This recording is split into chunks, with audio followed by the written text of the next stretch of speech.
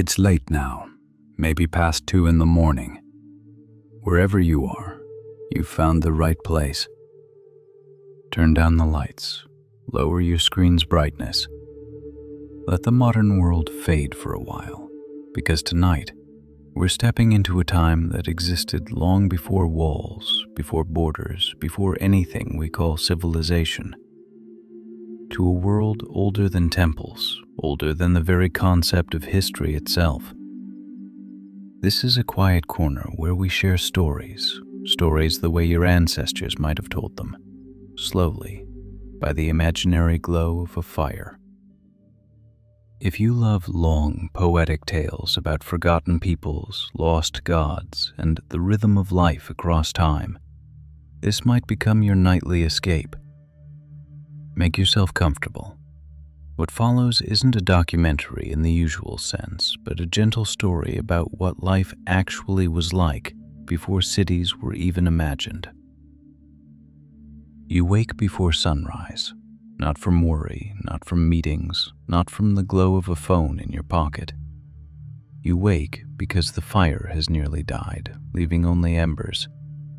Someone needs to feed it before the cold creeps in. The sky above is still dark blue, bruised looking. The air smells of ash, smoke, and dew.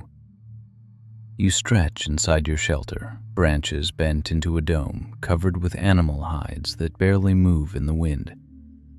There are no clocks here, no alarms, only the rhythm of night becoming morning, so familiar it lives in your bones. This is life. This is how your ancestors lived for tens of thousands of years. It's roughly 10,000 years before the Common Era. No cities, no empires, no governments, no temples, no roads. The wheel hasn't been invented. Fire and memory are the only architecture. Yet across vast regions we now call the Levant, East Africa, Europe, and Asia, small groups of intelligent people are awakening. They speak the language of smoke, kinship, and survival. They aren't cavemen, despite what stories might suggest. Caves are rare. Most people live in open-air shelters, moving in groups of 20 or 30, following the seasons, animals, plants, and water. They carry everything they own: stone tools bound with sinew, baskets, spears with wrapped handles, dried roots, greaves. The world is wild to them, but not chaotic. They know it in intricate detail. Let's enter one of these mornings quietly. On the northern shore of a lake, what we now call Oholot II in modern Israel, a settlement is waking. But to the people living here 23,000 years ago, it was simply a place of water, reeds, birds, and fish. They're roused by crane calls and the rustle of insects. Their homes are low, dome-shaped huts made from branches and straw. Inside, everything is carefully arranged. One corner holds grain grinders, another has a fire, still radiating warmth from the night. Sleeping mats woven from grass lie to the side. Nearby are bones from animals hunted, gazelles, wild boars mostly. Someone has kept the fire alive through the night, hiding embers under ash. That's not accident, it's skill. Starting fire from nothing is difficult. Keeping it alive takes knowledge. Fire means life. Where there is fire, there is safety. Another group lives further north, near what we now call the Czech Republic, under a different sky. 30,000 years ago, they lived at the edge of the glacial world.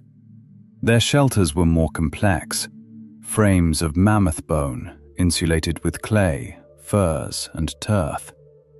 Among wooded hills, these people hunted mammoths and northern deer, but they also made ceramics. The oldest known figurines ever created are from their baked clay, small, abstract, often showing women. We don't know their meaning, but we know they were shaped intentionally, placed in hearths and ovens, and sometimes cracked in the firing. Were these offerings? Expressions of fertility and memory? What matters is understanding this. Their world wasn't cruel or thoughtless. Art existed, living alongside fire. Daily life followed rhythm, the sun, the seasons, the group's needs. By morning, elders and children might stay in camp, tending coals, drying fish, preparing plant fibers, repairing nets. Others fanned out in small groups to gather wild barley, nuts, berries, tubers. These were botanists without books. They knew what would sprout after rain, which roots needed cooking to be safe, which plants calmed the belly or stopped bleeding. They walked barefoot, carrying mental maps of plants, rivers, birds, and seasons. Calling them less intelligent than us isn't just arrogant. It's wrong by every measure of archaeology. Their brains were identical to ours. Their lives demanded knowledge, memory, and cooperation most of us couldn't manage. Young adults and strong teenagers hunted. They read tracks, broken branches, hoof prints, the smell of urine on wind. Their weapons were simple but refined. They used microliths, tiny stone blades set into wooden shafts like teeth. Some had invented the atlatl, a throwing spear that could deliver force from distance. Bows and arrows would come later. Hunting didn't guarantee success. In truth, plants fed them more than meat. Hunting was honorable, but unpredictable and dangerous. A successful kill, though, fed everyone. During the day, people preserved food, dried meat, sharpened tools, told children stories. Kids watched everything, asked endless questions. There were no schools, only constant learning through watching, copying, small corrections, and rituals performed alongside adults. They saw parents work flint and clean fish. They knew which trees gave bark easily, which ants bit hard enough to draw blood. Stars were learned not as science, but as stories. This was a world without writing, but not without past. Memory was the group's sacred library. Each person held pieces of it. Now look at a shelter in what is now South Africa. In Blombos Cave, roughly 75,000 years ago, people carved geometric patterns into ochre. One piece shows intersecting lines arranged with precision. Another shows shells with holes drilled through them for threading. These weren't random marks. They were symbols. These people thought abstractly, in images, perhaps in spiritual terms too. They transformed the world around them into meaning. We don't know what the symbols meant, but we know they were intentional and shared. As evening comes, hunters return one by one, maybe with meat, maybe with stories of prey that escaped. Gatherers bring baskets of roots and leaves. Children play near the fire, chasing insects or shaping mud into figures. There's no dining table, no utensils, but food is shared among everyone. The fire flares up again, fed with bark and bone. The whole group gathers around it. Someone hums quietly. Someone taps a stone with a stick. Someone begins to speak, and children fall silent. This is the real cathedral of that age, a circle of people around flame. In places like Dolny Vestonice, archaeologists find bone flutes with finger holes that produce notes matching modern musical scales. These people made music, not for profit, but for the moment itself, and the people nearby. They probably danced, imitating animals, spoke of how the world began, remembered their dead, named the stars. Through rhythm, or perhaps through plants that opened vision, they may have entered trance to speak with spirits and ancestors. Whatever they believed, they experienced it together. Not in temples, but under open sky. Not at altars, but in rhythm. Sleep came gradually, less from exhaustion than from fullness and peace. People curled around coals, wrapped themselves in hides, and fell asleep to breath, wind, and stories left unfinished. There were no doors to lock here, no distant sirens.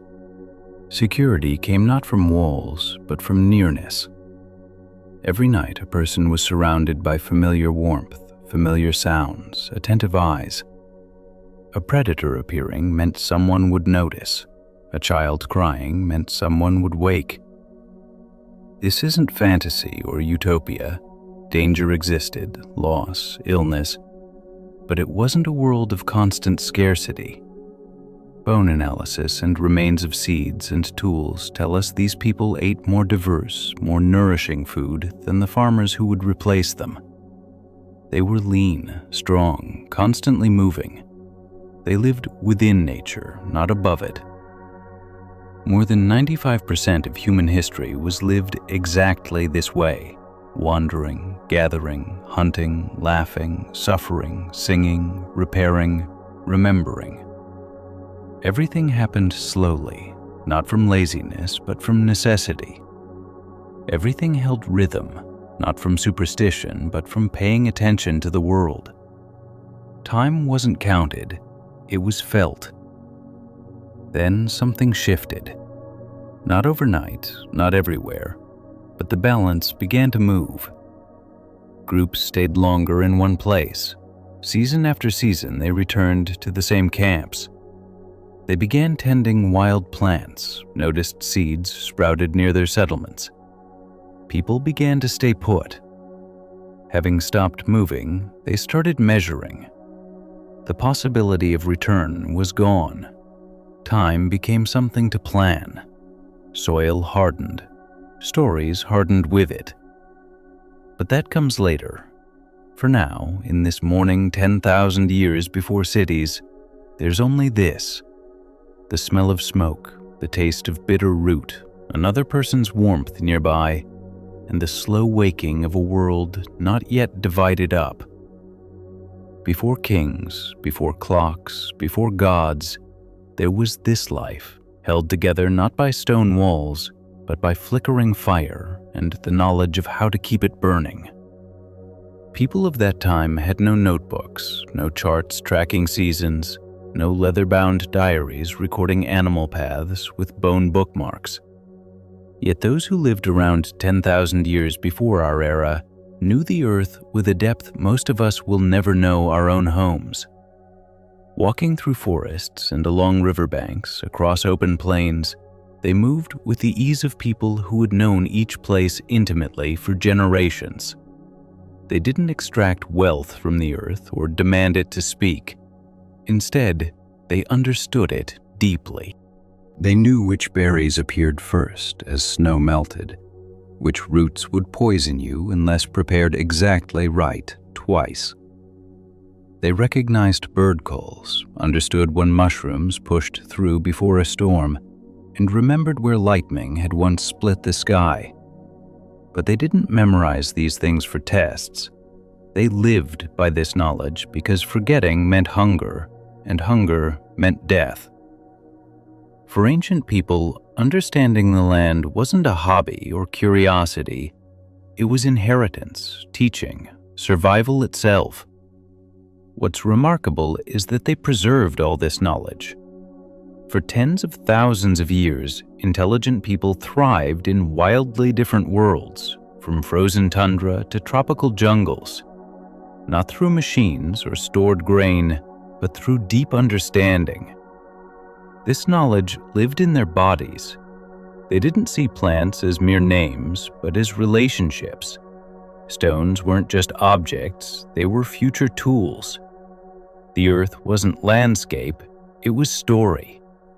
And those stories traveled mouth to mouth, hand to hand, season after season. Modern archaeology reveals this world not through written records, but through traces so small we almost missed them. A single tooth from a woman who died 30,000 years ago tells us what she chewed. Pollen grains stuck to stone blades show exactly when they last cut something. Plant residue found in grinding stones reveals which seeds were processed and which were discarded. These aren't guesses, they're chemical evidence tested and verified by scientists. And they tell us something surprising. The Paleolithic world wasn't brutal or desperate, it was abundant. Nature had set out a vast table, wild, untended, overflowing. People learned to read it like sacred text. We imagine men hunted while women gathered. The reality was more complex. Yes, men often pursued large prey, especially when it required strength and coordination. But women weren't casual berry collectors. They were the group's survival foundation. They knew not just where food grew, but which trees healed wounds, what roots caused sickness to leave the body, which bark dulled pain. They understood the seasonal rhythm of plants, when to harvest before seeds turned bitter, when to dry leaves for winter, when to follow bees toward honey. Their knowledge wasn't abstract. It was a living map you walked and sang and passed down. When researchers examined tartar, the hardened plaque on ancient teeth, they found stunning details. In a Spanish cave called El Cidrón, in the teeth of people who lived 49,000 years ago, they discovered yarrow and chamomile. These plants offer almost no calories, but they're medicinal. So these people used them consciously, deliberately. They understood what they were doing. In other remains, scientists found traces of water lilies containing compounds that alter perception. Were these used in rituals for pain or vision seeking? We don't know for certain, but we know it wasn't accidental and that knowledge of it survived. There's also poison residue on ancient tools. On a stone blade from Border Cave in South Africa, roughly 44,000 years old, traces of poison were preserved. It came from castor plants mixed with other extracts. This mixture likely coated arrow tips. This wasn't just knowing which plants kill, it was understanding how to enhance their effects, how to combine them, how to use them in hunting. That's chemistry, that's pharmacology. That's science built on experience, failure, stories, and the lessons of countless generations. Much of this knowledge came through women, not just because they collected more plants, but because they typically cared for children, treated wounds, prepared food, and watched the gradual changes in the living world, while hunters moved quickly, using force. In modern forager societies like the Hadza of Tanzania, with the San of the Kalahari, women can identify hundreds of plant species instantly. Their spatial memory is extraordinary. They remember individual trees across vast distances for decades. Their knowledge isn't stored in libraries, it's embodied, moving, living, remembered by the body itself. And this matches what we find at ancient sites. Paleolithic knowledge lived in the body, in rhythm, touch, taste, and repetition. There was no single Paleolithic world. Coastal people in Japan ate differently than those wandering through Europe's interior. But one pattern repeated everywhere, a precise combination of local knowledge, awareness of seasons, and shared experience passed down to everyone. At a site called Ukalo II in the Levant, archaeologists uncovered traces of more than 100 plant species: wild wheat, barley, figs, acorns. Some remains were charred, evidence of cooking. Others were stored for later. These weren't wandering people hoping to stumble on food. They strategically managed their territory. They harvested before seeds scattered, picked fruit before it rotted. They knew. Some researchers think Paleolithic foragers practiced an early form of agriculture, not planting crops, but tending the land. They selectively gathered to encourage useful species, burned specific areas to create fresh growth, and avoided overharvesting. Evidence from Australia shows this. Aboriginal peoples used controlled fire for dozens of centuries, shaping entire ecosystems. Fire meant warmth and protection, but also control, elegant, effective, rooted in deep understanding of nature itself.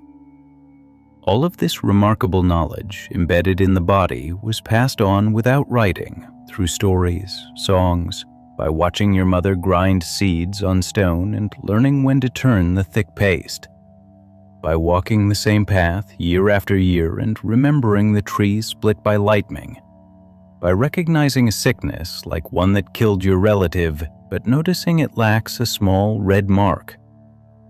This memory doesn't live in books, it lives in bodies. This isn't suggesting the Paleolithic was utopia. There was hunger, disease, death.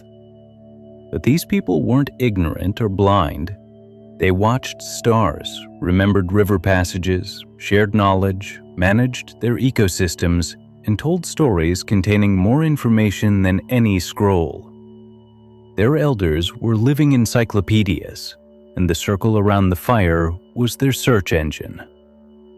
Today, we often define intelligence as abstract thinking, equations, theories, calculations. But Paleolithic minds were connected to environment, sensation, meaning.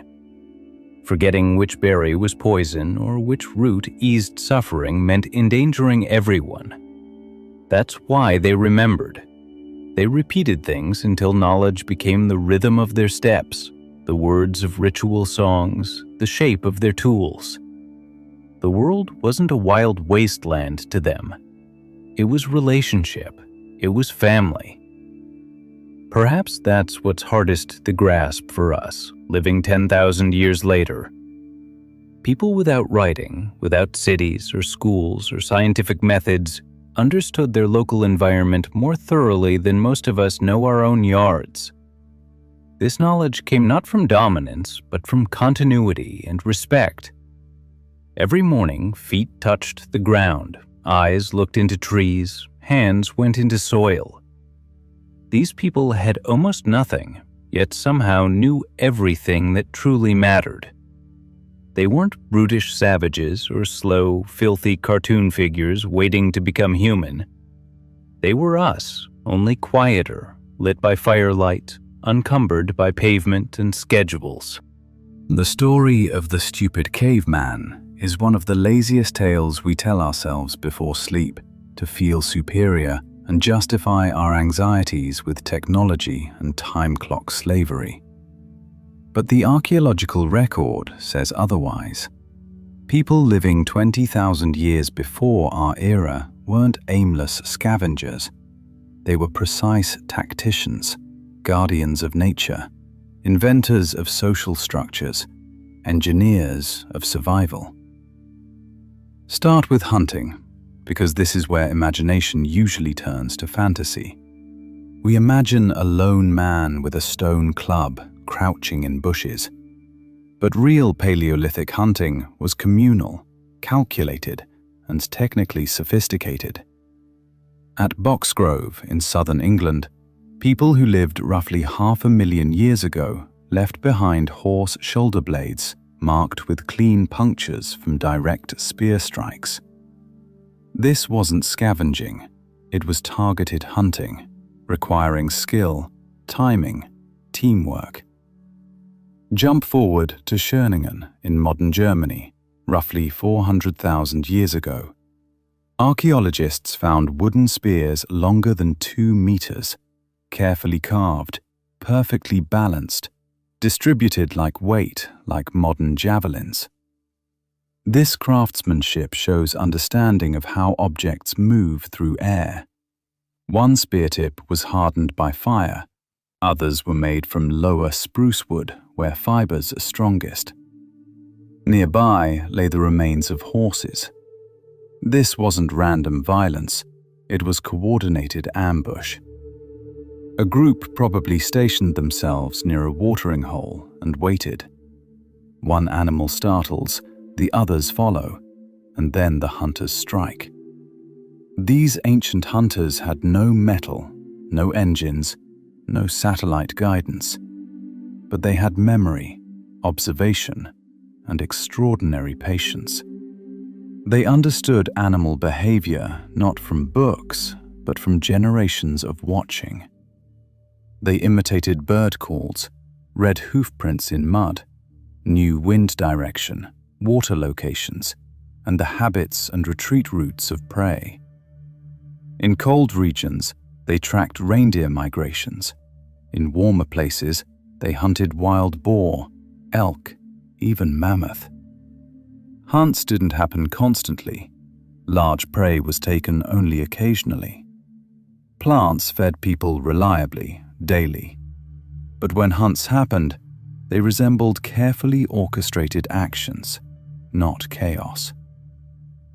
Around 40,000 years before now, things changed. Weapons became lighter and more specialized.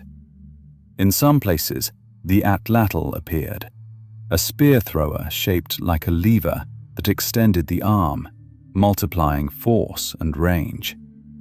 It let people throw faster from greater distances, reducing risk and improving accuracy.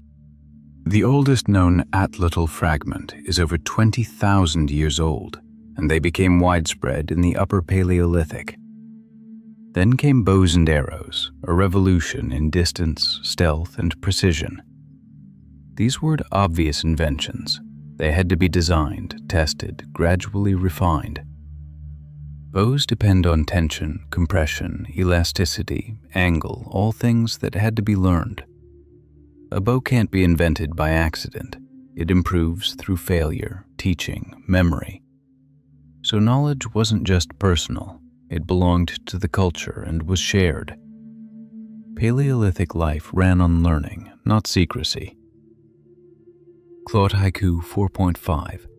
You've taught someone how to sharpen a blade, shown a relative how to mend a torn tendon, steadied a child before they could fall. But there's one transformation that's hard for us to face. For all the effort that went into hunting, gathering, and making tools, despite the seasonal migrations that shaped their lives, Paleolithic people likely worked less than we do today. Anthropologists who study modern forager communities like the Kung people of South Africa or hunter-gatherers of South America consistently find that securing food takes roughly 20 to 30 hours a week, or about 4 to 5 hours a day. The rest of their time goes to rest, rituals, conversation, maintaining their things, and what our modern economy would simply call leisure. Survival took effort, yes, but it wasn't the relentless grind we know now. Work remained tied to the body, seasonal and meaningful. Energy spent was followed by recovery. The world itself set the rhythm.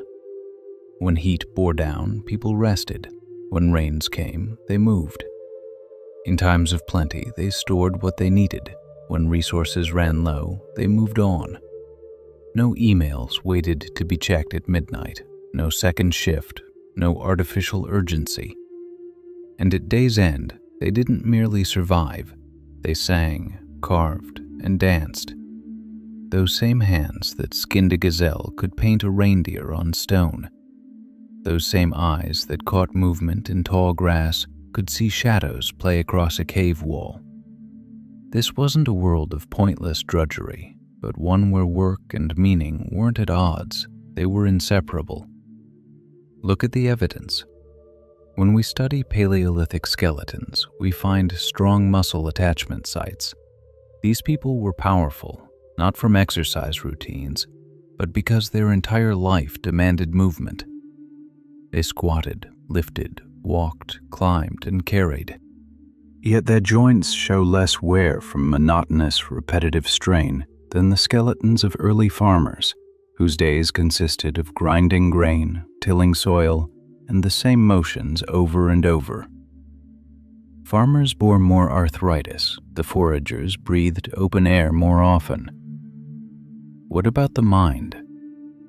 The cranial capacity of late Paleolithic people, the internal volume of their skulls, matched ours or even exceeded it slightly. That doesn't mean they'd score higher on modern IQ tests, but it completely destroys the notion that they were biologically inferior. By the structure of their nervous systems, these were modern humans capable of language, music, metaphor, mathematics, and complex memory. Upper Paleolithic people painted with perspective, played five-note scales on flutes carved from bird bone, and buried their dead with red ochre and beads of ivory showing care. They weren't crude or simple-minded, just unfamiliar to us. Yet we keep reducing them to bones and clubs. Why? Perhaps because acknowledging their intelligence forces us to doubt our own. If people could live full, meaningful lives without property, clocks, kings, or gods, what exactly are we doing with everything we've accumulated? If the hunter-gatherer wasn't a failed step toward civilization, but rather a person balanced and integrated with nature, then civilization might not be progress's inevitable arc, but a fork, a choice, a trade-off. So when you picture a Paleolithic hunter, don't imagine a half-naked savage mindlessly chasing a mammoth. Imagine a strategist, a patient observer, a stone warrior, a singer of the wind, and a person who understood that survival came not from conquest, but cooperation, not from domination, but from knowing the right moment. A person who grasped that true art isn't killing, but living together, taking only what you need, having exactly enough. They were precise, not simple. Their rhythm, their tempo, their presence, their patience, these still echo beneath our noise, waiting for us to remember. They didn't categorize knowledge into academic disciplines. They lived by it. Every adult in the Upper Paleolithic was a botanist, a geologist, a pathfinder, a weather expert, and a healer to their kin. Not for prestige, but from necessity, specialists didn't exist. There were only people whose knowledge continued not in writing, but in ritual, repetition, and the rhythms of the earth. Survival required not just strength, but the ability to connect knowledge. You had to tell the difference between a root that burned your tongue and one that soothed heat, sense a change in air pressure and read cloud behavior, read hoofprints in mud and notice a deer's limp, sense anxiety in its gait, and know the season from its very appearance. These weren't guesses. They were applied science, lived and breathed and passed from fire to fire. We underestimate Paleolithic intelligence because of its universality. But universality didn't mean vagueness. It meant wholeness. Every hand was trained, every sense honed. Memory wasn't kept in libraries, but in scars and knowing the earth. A person who could butcher an animal, sow hides, remember the stars' positions through the seasons, and treat a sick child with bitter herbs was no less intelligent than a modern specialist. He was more complete. He didn't need an app to remind him when berries ripened. He remembered because his life depended on it. And he didn't pass knowledge through textbooks, but through gesture, demonstration, and stories woven with metaphor. Their tools were far from primitive. They showed precision. Consider the Levallois technique, named after a suburb of Paris where such objects were first recognized. Appearing in the Middle Paleolithic more than 200,000 years ago, It required a stone to be prepared as a core, so that a single blow would split off a plate of predetermined shape. This demanded foresight, a sense of symmetry, and deep understanding of how stone fractures. It wasn't blind trial and error. It was design without blueprints, engineering through touch and calculation.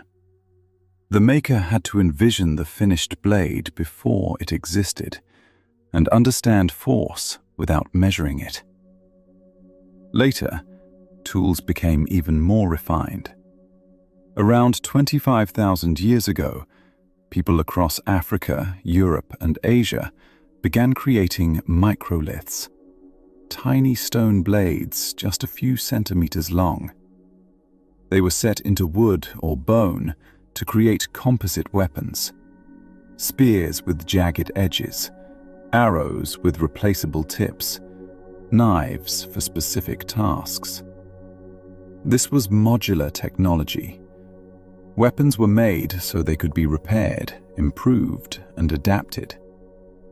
Microliths were the ancestors of folding pocket knives, replaceable blades, and the very idea that form and function could be separated and recombined differently. That's not savagery. That's design. In Katanga, in what is now the Democratic Republic of Congo, archaeologists found bone harpoons in layers from ancient lake shores older than 90,000 years.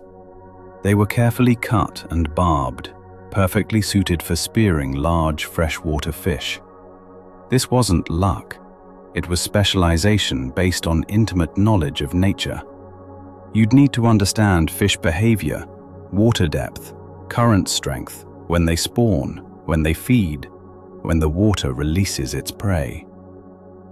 In Sungheir, in what is now Russia, 2 children were buried roughly 34,000 years ago with over 10,000 ivory beads that had been painstakingly cut and sewn onto clothing. Spears lay beside them, along with decorative and ritual objects. Making even a single bead, the size of a fingernail, required precision, patience, and thousands of hours of focused labor. These people worked not only to survive, they worked for beauty, meaning, and legacy. They expressed abstract ideas not with marks on paper, but with their hands.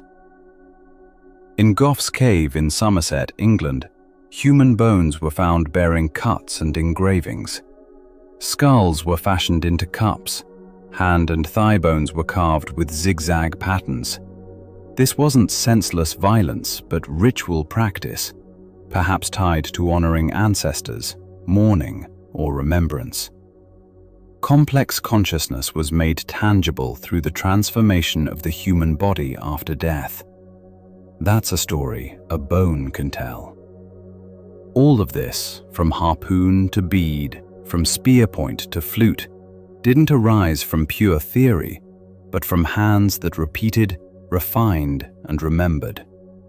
Abstract thought begins with intimate familiarity with materials, with a stone blow that ruins a week's labor and teaches something, with noticing that a tendon soaked overnight bends more smoothly, with discovering that when certain resins burn, the flame changes color.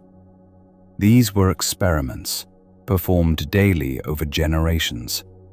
The Paleolithic was a laboratory without walls, a university without books. Every family was a research center, every fire an experiment. Music existed too, though little survives, but traces remain. In the German cave of Geissenklösterle, bone flutes made from vulture and mammoth ivory were discovered, older than 40,000 years. The spacing between the holes corresponds to known musical scales, including 5-note ones. These weren't random tubes, but tuned instruments requiring an understanding of pitch, acoustics, and breath control. To master such a flute, you had to know not just form, but sound. a listener hears not just notes, but meaning. Song needs structure, rhythm, repetition, and ancestor memory becomes melody. In every cut line and smoothed edge, abstract thought is visible, not philosophy as we practice it, but as a living process and discipline. Paleolithic people didn't need to invent algebra to think mathematically. They used geometry in every spear thrown, every prepared core, every symmetrical decoration. The properties of materials weren't understood through theory, but through tactile knowledge. How horn bends before it breaks, how bone splits under stress, how a blade glides better when chipped in an arc. They knew the sky. Astronomical markings on bones and cave walls record their observation of the moon, their understanding of seasons, their reflections on the world's structure. The so-called Venus of Lucelle holds a horn with 13 notches, possibly marking lunar months. At other sites, carved marks align with solstices. These people didn't make calendars in our sense, but they understood time through cycles, observation, and living in accord with what the sky reflected onto the earth. Their clocks were animal bodies, the shape of the moon, the smell of rain, and these were their teachers. Knowledge didn't belong to one person, but to the group. Children learned through doing. They were given small knives and stone cores and time to make mistakes. A broken scraper brought no shame, only quiet encouragement when a hand finally found the right angle. Learning was action, shared experience, and embodied knowledge. Elders didn't become useless. They were libraries, keepers of memory, bearers of songs, paths, trails, plant cycles, and stories that taught through metaphor. If you didn't know history, you wouldn't survive winter. Fail to pass it on, and you doomed your people to forget how to find fish. When a river changes its course, we often miss what matters most.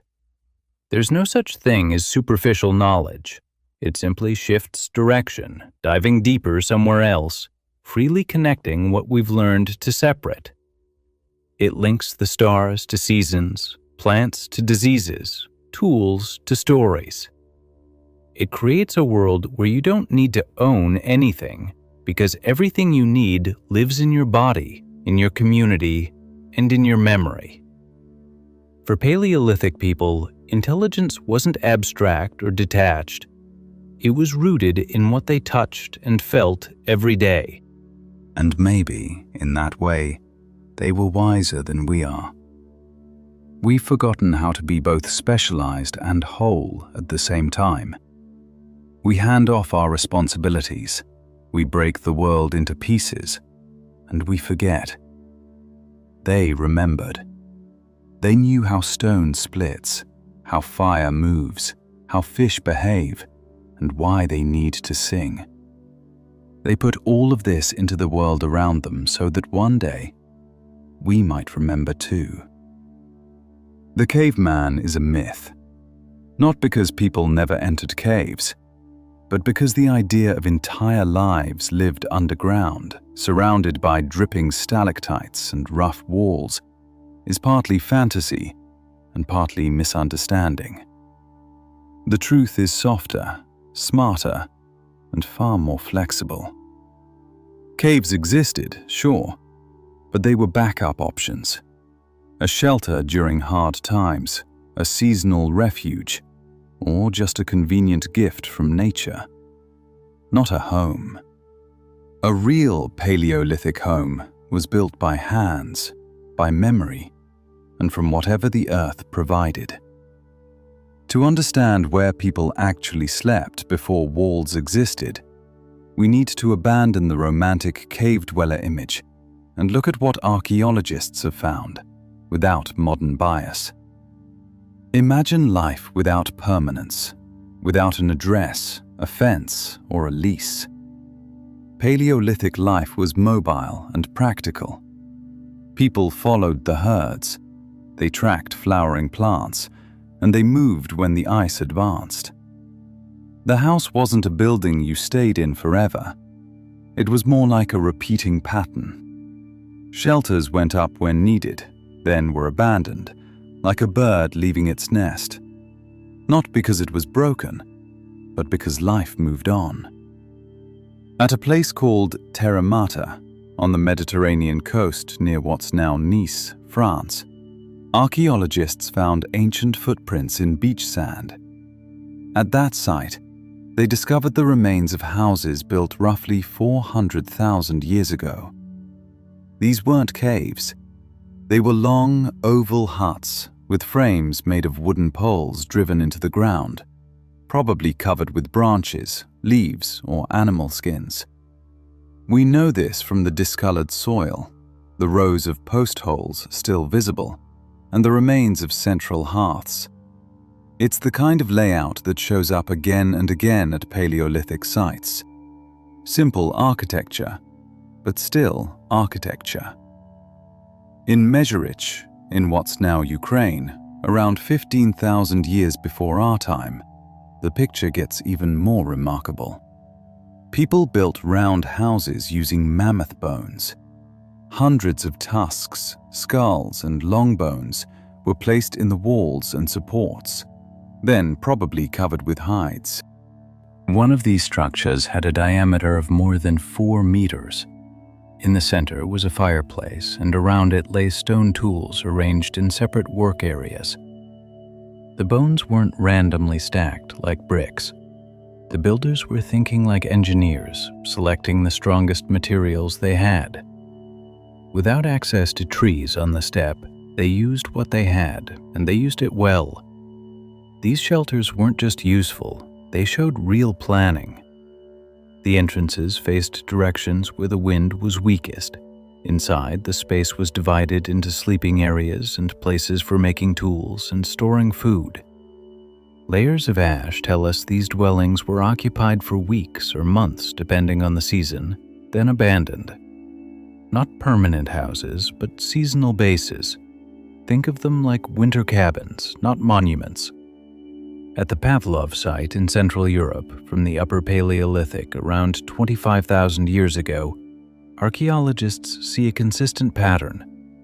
Semi-underground houses were built close together, partially dug into the ground, supported by wooden frames or bones, and covered with turf or hides. People lived in cold, open terrain where trees were scarce but mammoths were plenty. They adapted. They dug down to hold in heat, and they used mammoth bones not as trophies, but as building material. Their architectural toolkit included tusks, horns, and fire-hardened wood. This wasn't a cave culture. It was a culture of movement, a light presence on the earth. Where a modern house cuts into the landscape and stays put, a Paleolithic shelter fit into its surroundings. When seasons changed, people moved on, and the structure was left behind or reused later. Some scholars call this minimal trace architecture. It left so little mark on the land not because it was primitive, but because it was smart. The dwelling was an event, not a permanent thing. Caves, for all their appeal, often turned out to be damp, dark, and smoky. Sure, there are famous exceptions, Lascaux, Chauvet, Altamira. People came to these caves, they left their mark, and they're remembered.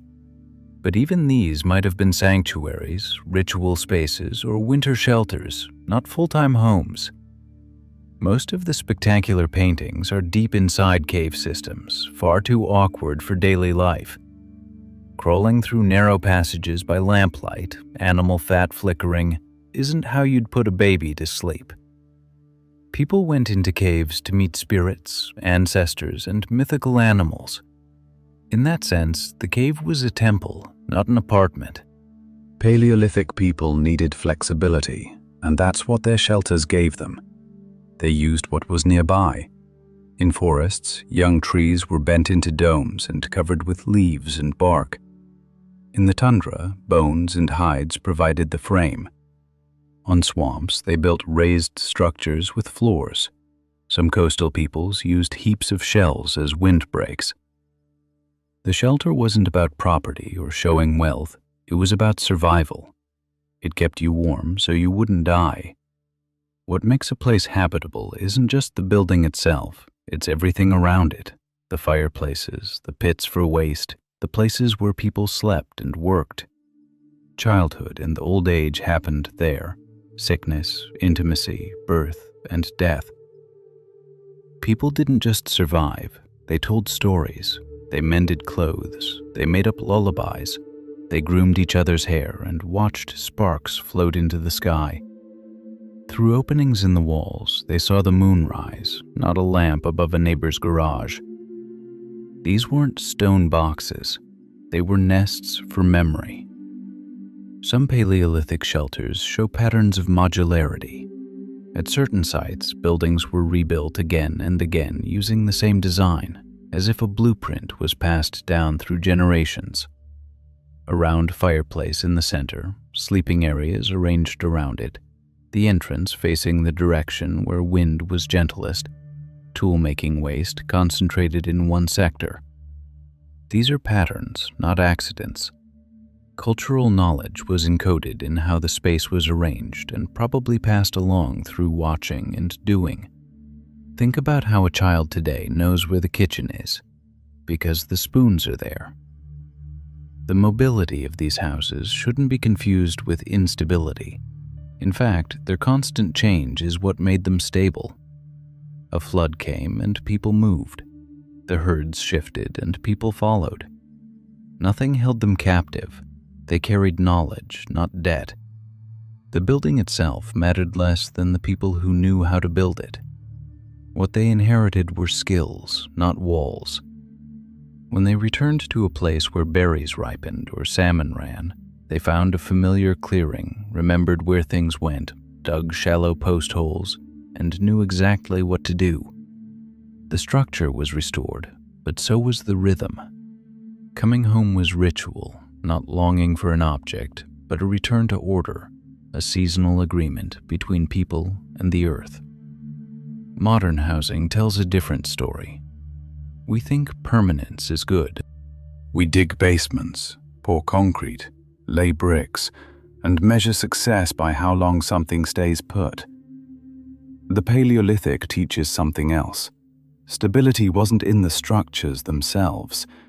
It was in the systems, in the ability to build again, not in forcing one thing to stand forever. These people weren't homeless. Life itself sheltered them. And yet the myth of the caveman persists. Maybe it flatters us. The rougher our ancestors seem, the more civilized we feel. If they lived in caves, then our suburbs look like triumph. But what if they didn't live in caves? What if their houses were better suited to the wind and sun than our boxes within boxes? What if mobility wasn't a handicap, but an advantage? What if not owning property made them freer? Their homes left so few traces that archaeologists work harder to find them than to study famous caves. But the traces are there. Fires ringed with stone, post holes, soil discoloration, layers of ash, stacked bones, marks worn into stone. Look closer, and the ghosts of domes and huts and skin-covered shelters materialize. We see not poverty and want, but careful, repeating, responsive design. So when you hear the word caveman, picture instead someone digging post holes in soft forest soil. Picture a woman bending young trees into a dome. Picture a child tying tendon around a mammoth rib to make a windbreak. Picture hands that don't fumble helplessly in darkness, but hands that shape space with knowledge, memory, and grace. They slept before walls existed. They slept fine. There were no signs on cave walls, no calendars, no school bells, no age divisions separating children from adults.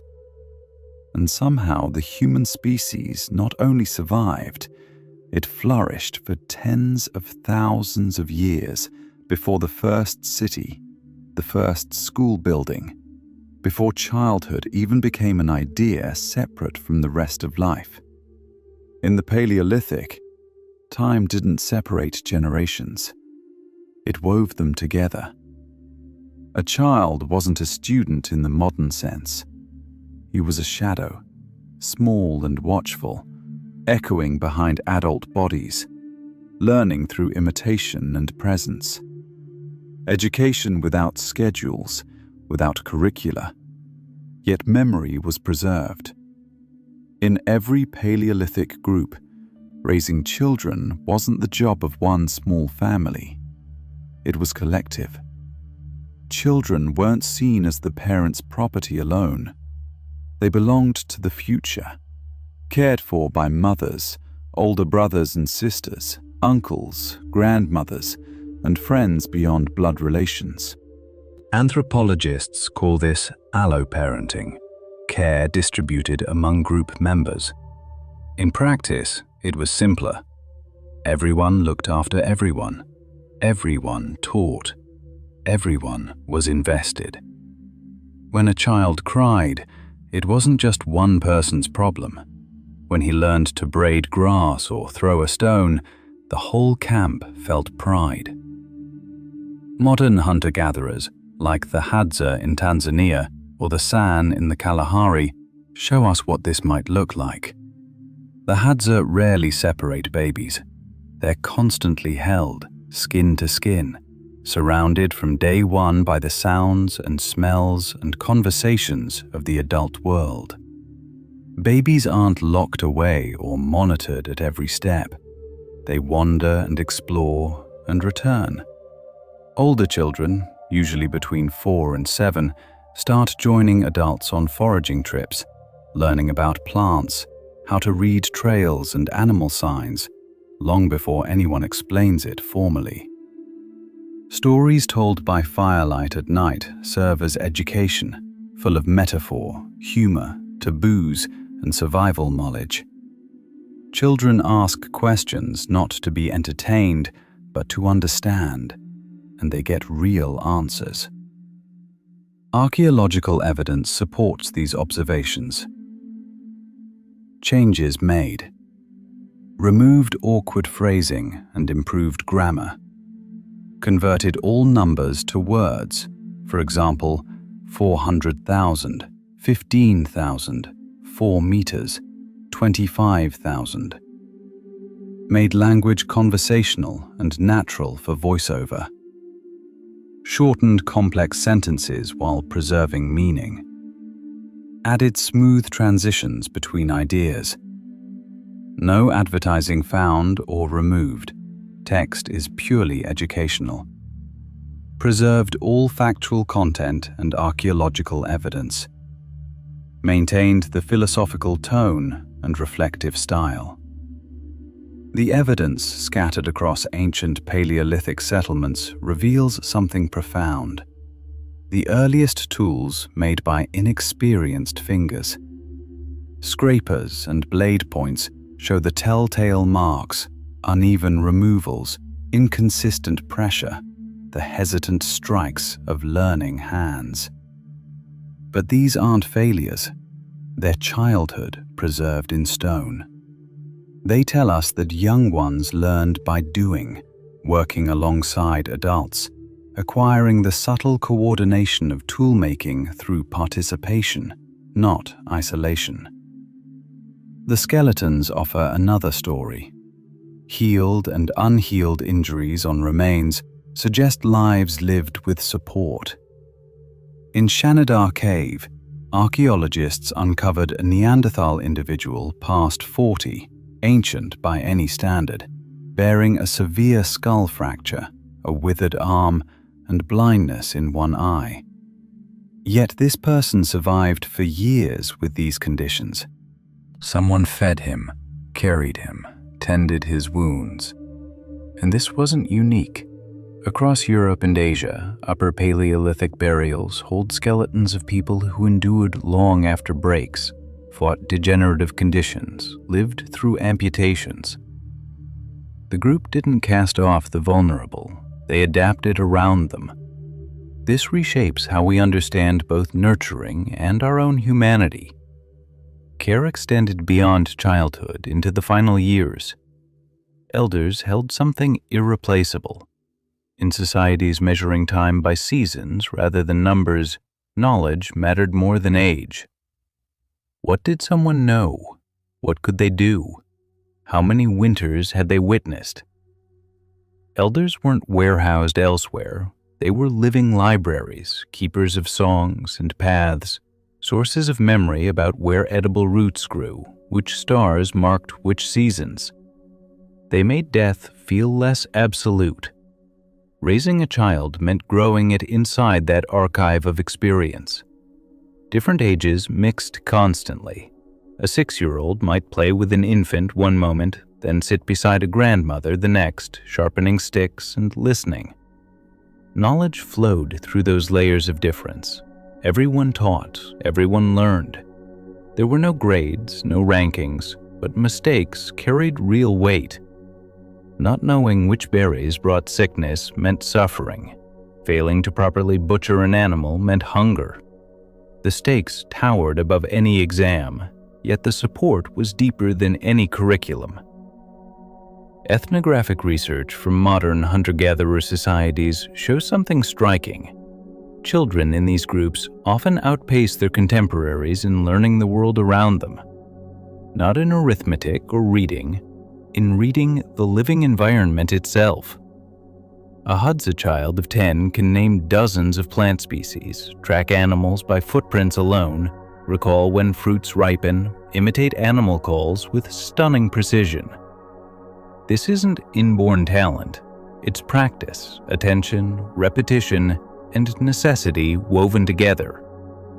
This kind of mind maps landscapes. Standardized tests cannot measure it. Yet the learning held more than survival skills. Moral lessons traveled with practical knowledge. Stories about animals, about ancestors, about the old times. Tales teaching about greed and kindness, balance and restraint. The Sand People spoke of how even the moon teaches not just how the world works, but humility, the fact that all things pass. A child hearing such stories absorbed not merely a narrative, but a way of being human. Time itself was felt, not calculated.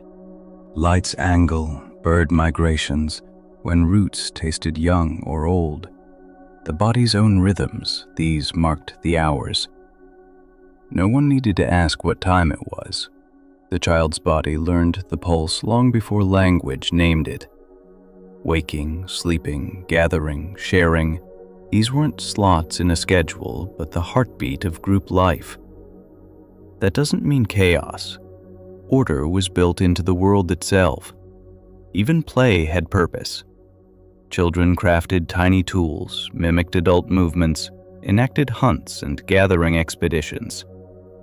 These games weren't diversions, they were rehearsals, and they happened in the same space where adults worked. There were no separate child areas. One space held everything: shelter, school, workshop, hospital. Its unity came from shared presence, not division of function. Death wasn't hidden. Children witnessed it, mourned it, remembered. Small handprints appear near adult remains in burial sites. Children attended funerals. Sometimes they buried their own. And the graves speak volumes: beads, ochre, carved figures placed with the young dead. A girl interred at Sunagir in Russia over 34,000 years ago lay in clothes embroidered with thousands of ivory beads, a measure of how much the community valued her, brief though her life was. All of this points to something far from primitive, an education woven into daily existence, sensitive, emotionally alive, rooted not in instruction manuals, but in closeness, attention, and collective wisdom. This approach worked. Generations survived ice ages, encounters with massive creatures, droughts, long months of darkness. These young people grew into artists who painted cave walls and carved bone flutes. They became the ancestors. We cannot return to that world, but we can recall what it held. Children learn most fully not through lectures alone, but through immersion in living culture. Knowledge passed through relationships embeds deeper than knowledge imposed from above. Genuine, steady, interconnected care forms the real heart of any culture. So when someone calls such a childhood primitive, remember, it was childhood without textbooks, yes, but not without learning. It was a life shaped not by schedules, but by family. When the sun dropped past the ancient horizon and the sky transformed into layers of memory, silence didn't fall. Instead, a different life emerged, slower, more intimate, saturated with meaning. About 10,000 years before the present, there were no screens, no clocks ticking down minutes before rest. There was fire, and with it came stories, songs, quiet, rhythmic ceremonies of remembrance. Night didn't interrupt day. It was day's inner self, and the hearth beat like its heart. For Paleolithic peoples, fire transcended mere warmth and cooked meat. It carved out space, a structure without walls, a perimeter of security and imagination. The hearth held back night in every sense, the psychological, the social, the cosmic. Archaeological remains from Europe, Asia, Africa show fire at the center of inhabited space, most of all when darkness fell. In Blombos Cave in southern Africa, ochre working tools older than 75,000 years suggest something beyond practical use. That pigment colored bodies, objects, places. Ritual unfolded in the flame's reach, and night stopped being merely dark. It became painted. The stories told around fires bore no resemblance to modern plots with neat beginnings and endings. They were layered oral tapestries, myth, lived memory, warning, wonder, all interwoven. Shadows cast by flames danced like animals, like ancestors, like gods. In those shadows, children learned, an elder might have said, and the gathering became something more than a food-gathering band. It became a culture. Storytelling was survival knowledge, where predators hunted, which plants poisoned, which routes migrations followed, how to behave toward one another. From fire to fire, night after night, the archive grew. Fire was the first library, but the darkness carried sound as well. Bone flutes carved from vulture bone and mammoth ivory, instruments found in caves like Hohlefels and Geisenklostel in what is now Germany, made more than 40,000 years ago, could produce a wide spectrum of tones. Holes were placed with precision. The body was curved for resonance. This was craft, experience, design. Alongside those flutes came drums stretched from animal hides on wooden frames and stones that rang when struck, keeping rhythm. Night had its own music, and music drew movement. Dance wasn't relaxation, it was ritual, healing, connection. In many hunter-gatherer societies still practicing today, dance regulates community life. The San people of southern Africa perform healing dances around fires, moving in circles, breathing fast, clapping in unison until they enter altered states of consciousness. If such practices endured this long, imagine the Paleolithic ancestors under the same stars, faces lit by flame, bodies swaying. Fire nursed language forward, the bridge between animal sound and abstract thought, proto-language, developed in the sharp as much as in daylight. Subtlety mattered, whispers, mimicry, metaphor. Around the coals, people copied animal sounds, refined their voices, transformed sound into symbol. Perhaps fire cradled language's birth. Imitation fed more than speech, it built empathy. Bodies around the hearth reflected each other's expressions, gestures, moods. People learned to sense each other, who felt anger, grief, joy, through firelight's strange sculpture of the face. That nightly intimacy, repeated across millennia, trained the human brain to grasp what another felt. The hearth restored more than tools. Edges were resharpened, cordage retied, shafts inspected, yes, all practical. But the soul was restored too.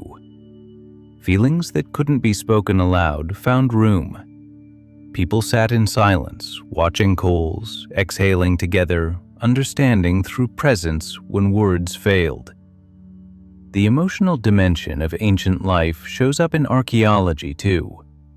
At sites like Dolní Věstonice in Moravia, dating to about 26,000 years ago, objects scatter around old hearths, not just food-getting tools, but figurines, jewelry, stones marked with ochre. Art and fire together weren't accidental. They're connected by what fire represents: illumination, warmth, meaning. The Paleolithic hearth was the soul's healer. Night brought dread, predators, death, nightmares. But shared light split the fear. Laughter loosened tension. Stories transformed horror into history. One of the oldest functions of myth is to render the unbearable bearable. Fire didn't eliminate darkness, but it framed it, maimed it, gave shape to what lurked beyond. It was a nightlife without entertainment industries, without hours, without crowds. Close, physical, ancient. Wonder lived in each other alone. The sky above held stars, smoke rising straight toward the Milky Way, and in that sight, people felt themselves part of something vast. At the heart of the settlement burned something far greater than mere flames, a place that existed in two realms at once. Physical warmth met spiritual significance. The sun itself had offered this present to those below, a center that radiated, that glowed, that never hurt to witness. Children soaked in the words, while adults shaped knowledge through speech. The middle-aged worked methodically, shaping tools, repairing, offering observations wrapped in humor. Life orbited in rhythms. Silence gave way to conversation. Sound shifted into labor. No external schedule governed existence. Time measured itself by the ember's breath. When the glow weakened into shadow, rest arrived, not always in solitude, but intertwined with family beneath coverings of skin, pulse next to pulse. Ancient ash deposits hold extraordinary information. Their consistency, their accumulated layers, their composition, each element documents faithful use. Repeatedly, night followed night, season followed season. The same location received fire. Though renewed, it held its original position. The burned ground became a landmark, a declaration to future arrivals. This location marked our transformation into something more than animals. Therefore, addressing what transpired during those nocturnal hours so many millennia ago demands an answer that exceeds us, that perhaps surpasses our understanding entirely. They cultivated presence with each other. They witnessed light refract across familiar faces. They took emotion and converted it into music, converted solitude into connection. Their nights were not born from primitiveness, but from necessity, not undeveloped, but foundational. The fire occupied more than the settlement's geographic center. It anchored the cosmos itself. Everything we comprehend as human circled endlessly around it. Recollection, expression, connection, loss. By the time darkness engulfed the landscapes and forests across those 10,000 years of prehistory, fire had transcended simple fuel. It functioned simultaneously as temporal marker, as sustaining heartbeat, as shelter for meaning, as archive of identity. Duration did not progress in mathematical steps, but in cyclical spirals. The celestial orb waxed and waned, storms arrived and departed, vegetation sprouted and faded. Solar return from the horizon knew no interruption. Those ancient minds fused temporal dimension with spatial dimension, ritual with organic rhythm. The world breathed in circles, and the brightest point contained fire. Before tools for measurement, before scratched records, lived experience and flames served as documentation. Fire proved most reliable. Embers persisted through hours of darkness and reignited with morning arrival. Illumination created markers between meals and narratives, between cycles and individual spans. Its fluctuation mirrored the body's own oscillation, intensifying, absorbing, quieting, reviving. Archaeological sites like Mizirich and Dolnia Vistonica contain layered evidence of ash spanning numerous human generations.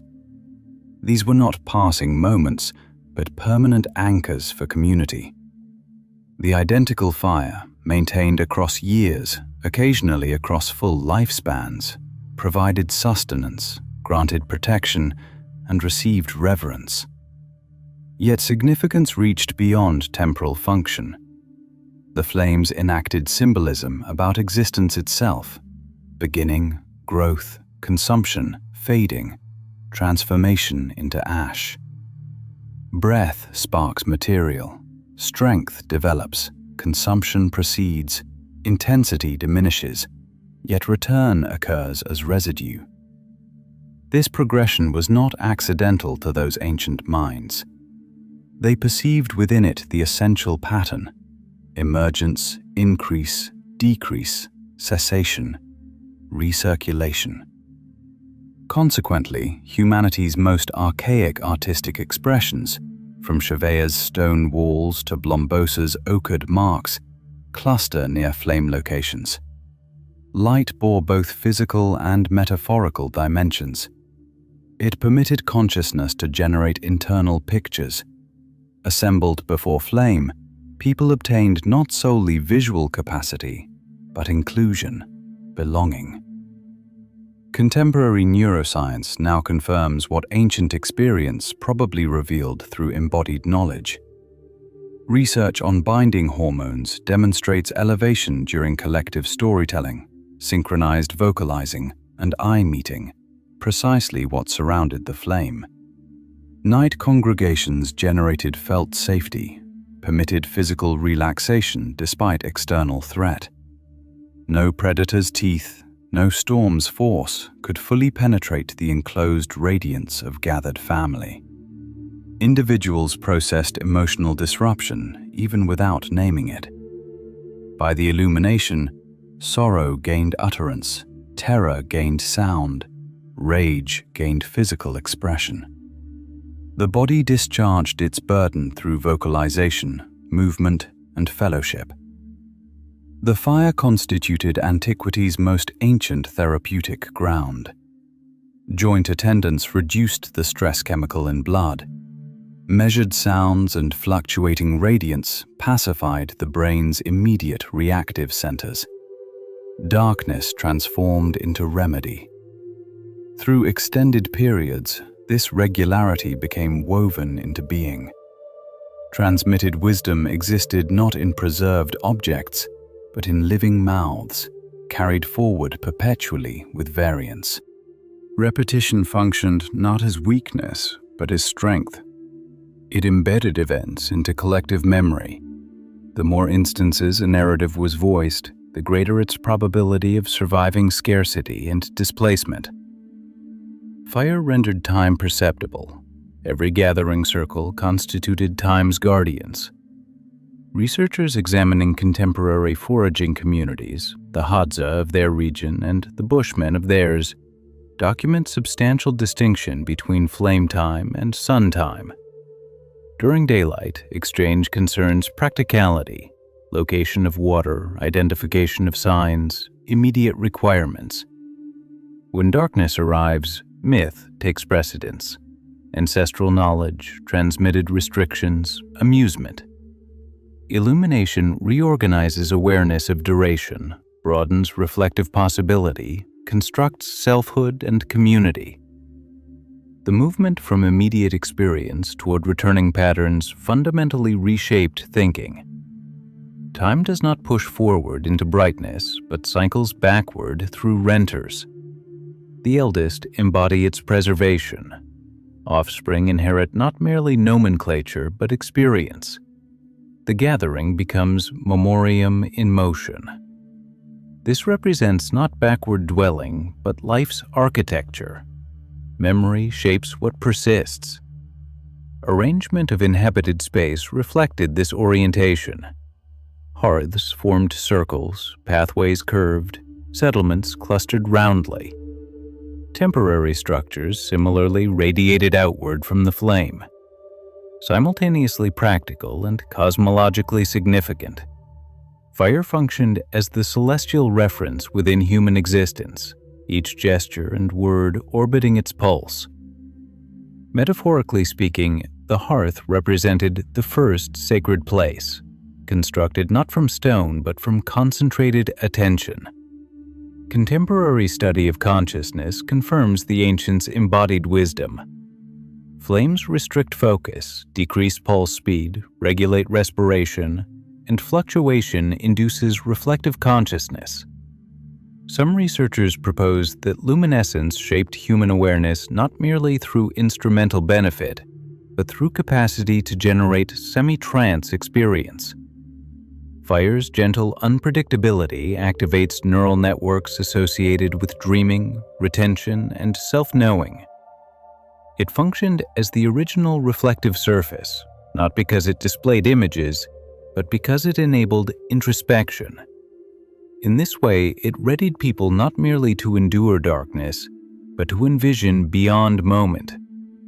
It created conditions for abstract conception, for converting sensation into symbol.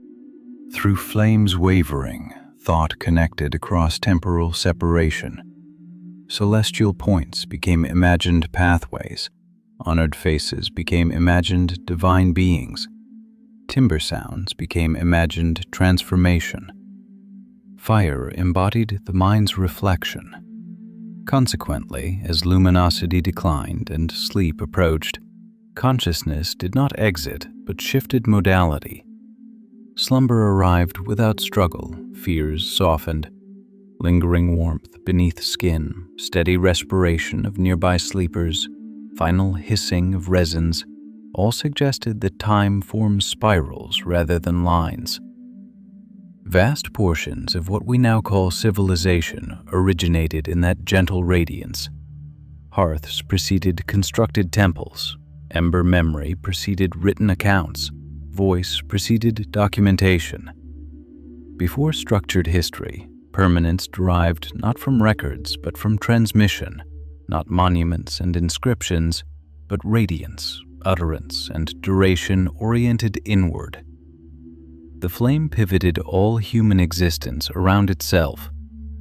Prior to building, prior to cultivation, prior to declaring ourselves advanced, isolation had ended. Somewhere within those cycling millennia, beneath particular trees under silver-colored lunar light, another being moved alongside us.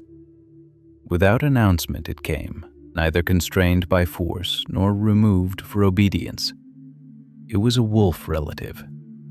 Not conquest brought this being, but something far older, proximity, forbearance, and shared survival need. Around 10,000 years before our historical reckoning began, across frozen ancient waterways, human collectives continued their small band existence of hunting and gathering. Yet sites including that called Bonbecastle in modern territory document that by then wolf relatives were interred not as offerings or instruments, but as companions. There, both human and their wolf relative occupied adjacent burial positions, and both received careful consideration. Significantly, this particular wolf relative survived grave injury. Someone maintained its nutrition, offered care, sustained its existence. From biological reckoning, this marked tremendous transformation. Humans did not merely tolerate these creatures, they actively preserved life. Conventional accounts of wolf relative origins narrate conquest, as though early humans commanded and wolves dutifully arrived. Actually, gradual transformation occurred. Certain wolves probably approached human settlement margins, attracted by discarded nourishment, warmth, and curiosity. Those possessing temperament inclined toward tolerance managed to remain. Successive generations saw natural selection favor traits suited to human proximity. Humans observed the arrangement's benefit and reciprocated. These creatures likely warned of approaching danger, assisted in capturing prey, or simply radiated heat by the flames. This mutual association, this shared biological transformation, altered both categories. Form shifted. Facial structure developed such that expression became transparent and legible. Humans responded with mirror neuron activation and secretion of affection substances. Modern research establishes that mutual visual attention between human and wolf relative elevates affection hormones in both organisms. This transcended behavioral convenience. It represented biochemical harmony, affection written into fundamental substance. Understanding these ancient bonds requires evidence beyond bone. Wear patterns on preserved wolf relative teeth indicate consumption resembling human diet. Remains from Palouse waterway in frozen lands show wolf relatives received human portions, meat scraps, marrow, sometimes even prepared grain. Their processing systems, comparable to ours, underwent adaptation. This mattered. Wolf relatives diverged from their undomesticated ancestors not merely through demeanor, but through capacity to digest nourishment. We materially altered their biological history by sharing meals, yet did so through genuine provision. Evidence for wolf relative participation in procurement activities emerges from archaeological sites. Their velocity, sensory capacity, and skill at pursuit made them indispensable. At certain locations, wolf relative remains cluster together with hunting apparatus in procurement regions rather than habitation centers. These were not hearth-bound creatures, but active collaborators. Their contribution extended far beyond companionship, demanding mutual confidence. Yet this confidence possessed limits. Ancient groups did not possess wolf relatives as modern property. They coexisted alongside them. Tethers, enclosures, dominating utterances emerged subsequently in history. 10,000 years ago, the bond between humans and dogs was unlike anything we know today. It was freer, more fluid. Dogs would join a group for a season, travel with them, share their lives, and then move on. But during those shared months and years, both species were transformed. Dogs gave us security, companionship, and warmth through those long nights. We offered them food, shelter, and a place within our circle. Burials tell us this was no casual arrangement. Take the dog from Bonba Castle, buried with ceremonial objects that speak of deep significance. Other dogs were laid to rest alone, curled as if asleep by the fire, not discarded like refuse, but cared for with ritual. These graves reveal not disposal of property, but mourning. People honored their dogs in death, which means they loved them while living. How might these early bonds have shaped human consciousness? A silent companion, one who responds to tone and gesture without words, could nurture empathy, foresight, and our ability to think in symbols. A child learning to read a dog's subtle signals learns to notice the world differently. This was education in its deepest form. Similar patterns echo across cultures. The San hunter-gatherers of Africa used dogs to track game and survive by fire. Arctic peoples saw dogs pull sleds and warm shelters at night. But these animals were never mere tools. They lived within the rhythm of life, received names, ate alongside us, and belonged to the group. No other creature joined us so early or so completely. Livestock came later, after farming began. Cats arrived as mousers, practical allies guarding grain. Only the dog entered our world before we built settlements and walls, and once seated at our fire, the dog never truly left. The phrase "man's best friend" actually diminishes this history. It speaks of ownership, hierarchy, obedience, modern arrangements. In the Paleolithic world, it was different. It was chosen friendship, not commanded loyalty. The dog chose closeness. We chose to share space. Perhaps this bond kept us alive. During migrations from Africa across Ice Age Europe and over land bridges into Asia, dogs became scouts, guards, and companions. With them, we detected danger sooner. Sleep felt safer.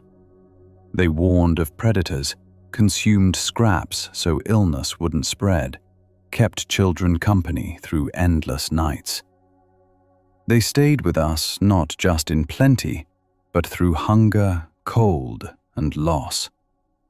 We did not domesticate the dog. We found each other in the wild, and that meeting transformed us both forever.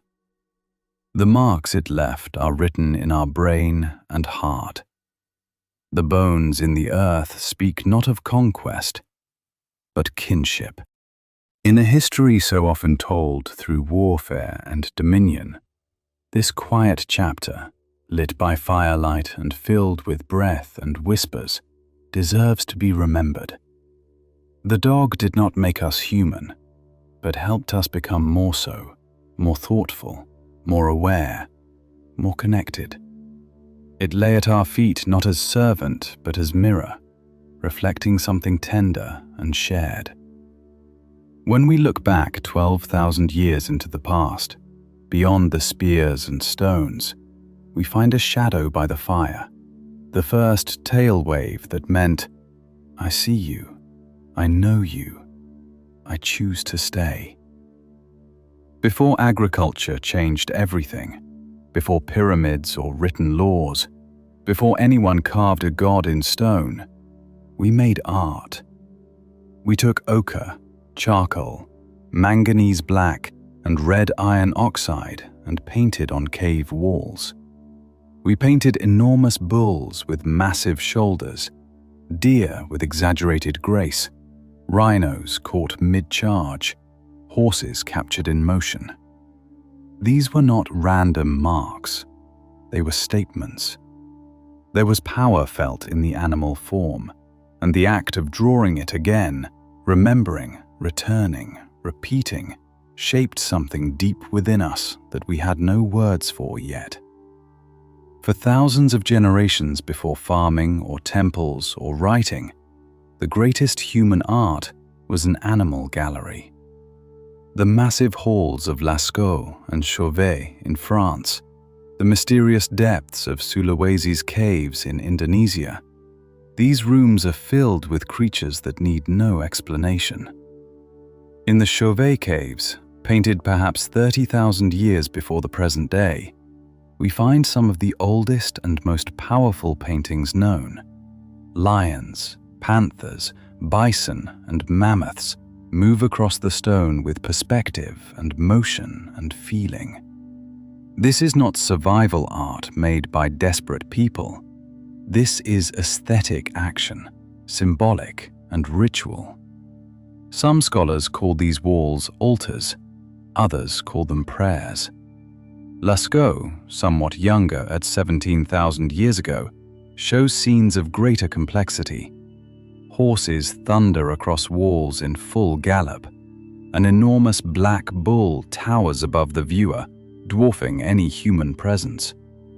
On one haunting panel, a figure with a bird's head stands beside a wounded bison. Here we see one of the rare human figures in these caves, a hint that Paleolithic minds did not divide human from animal as sharply as we do. This hybrid being, neither one thing nor the other, is shown not as hunter or master, but as part of a larger spiritual world. In Sulawesi, thousands of miles away, the same vision repeats.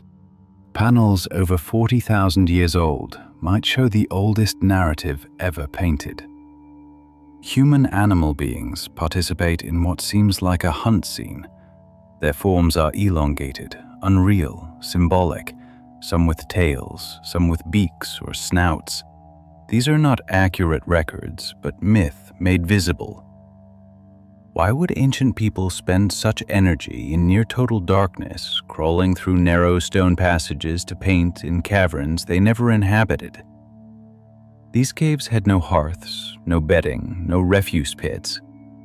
They were not homes, but sanctuaries, ritual chambers, memory banks, stone cathedrals of silence. Perhaps the descent itself held meaning, a return to the womb of earth, a passage into the unconscious, a rite of transformation. As light flickered from torches, the painted animals seemed to move and breathe. The art was not static, but kinetic, spectacle, ceremony, trance.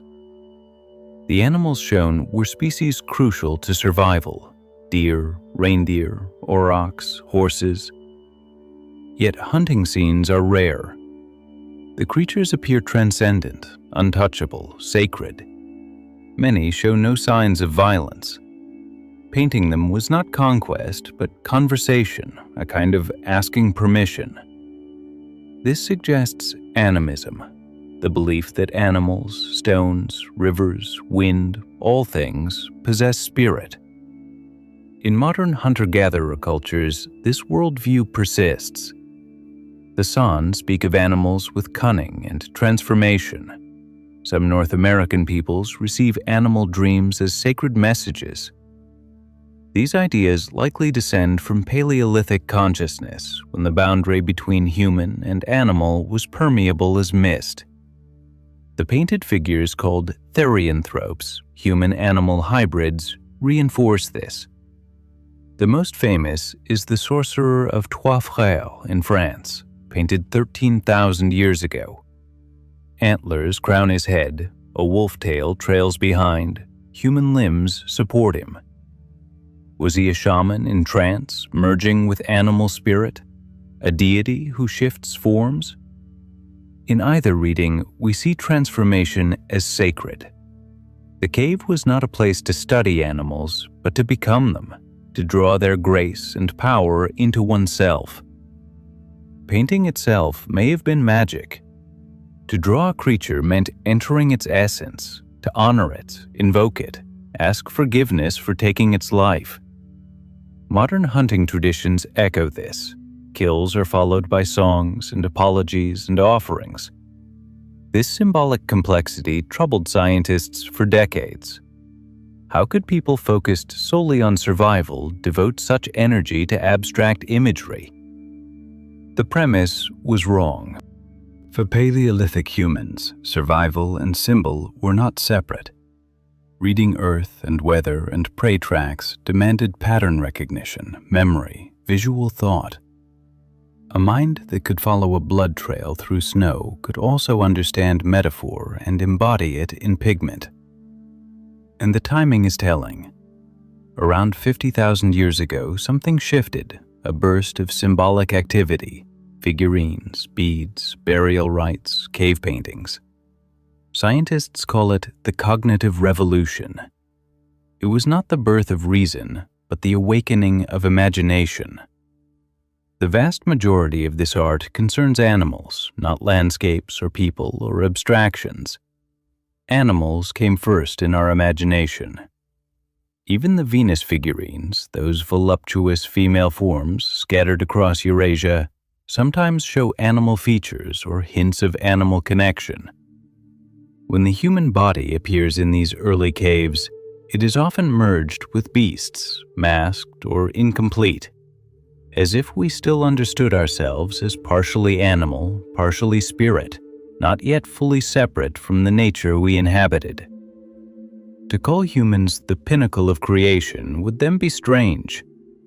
If anything wore a crown, animals did. They led, they carried meaning, they returned in dreams. Their enormous shapes covered cave walls, not to celebrate our mastery, but to acknowledge our dependence. And this dependence was physical and spiritual both. Watching a herd move across the horizon meant more than gathering hunting data. It meant awe. You felt the weight of their hooves in your chest. The breath of a predator froze your lungs. Aliveness meant constant attention to the animal presence around you, their tracks, their sounds, their patterns, their movements. Animals were not objects, but familiars. When we study these images now, the question should not be, what did they mean to say, as if paintings are text waiting for translation. Better to ask, what did they want to feel? What was the experience of the world when the same deer, traced with the same muscle curve and horn angle, was painted again and again in that single place? What lives in the pigment that words can never capture? We may never know the songs or prayers or trance states that accompanied the artist's hand as it traced the horse into stone. But we know the essential fact. It mattered. It was returned to, passed down, held sacred. Long before organized religion, long before language was written, long before civilization drew its first boundary, humans and animals lived in rhythm together. The gods of that first world wore fur and claws and had eyes that shone in darkness. We painted them not for possession, but for remembrance, to recall who we were before we forgot. On a ridge in southeast Anatolia, in an age before plows and wheels and written words, someone carved a circle from stone, generated with https://claude.com/claude-code. Circles of massive stone blocks, each weighing many tons, arranged with unmistakable intention in a place where, by all logic, they should never have existed. Not in a world without cities, without written language, without even pottery. This is Göbekli Tepe. It shouldn't exist in the 12th millennium before Christ, yet it does, deliberately buried under layers of its own ruins, left behind as if the earth itself decided to keep its memories hidden until we were ready to reclaim them. Göbekli Tepe was discovered in the mid-1990s, and radiocarbon dating revealed an almost unimaginable age, nearly 12,000 years old. This discovery shattered every neat narrative about human progress. The monument stands more than 6,000 years older than Stonehenge and at least 7,000 years older than the Egyptian pyramids. Yet unlike these later wonders, Göbekli Tepe was not built by settled farmers or by hierarchical priesthoods. It was built by nomads, by hunters and gatherers, people who, according to everything archaeology once told us, should have been far too occupied chasing gazelles and digging for roots to construct anything taller than a walking stick. Yet here, beneath the Taurus Mountains, they carved standing stones from sandstone rising over 16 feet high. They decorated these pillars with precise reliefs, foxes, snakes, vultures, scorpions, and decapitated human figures. They arranged them in concentric circles according to symbolic logic we are only now beginning to understand.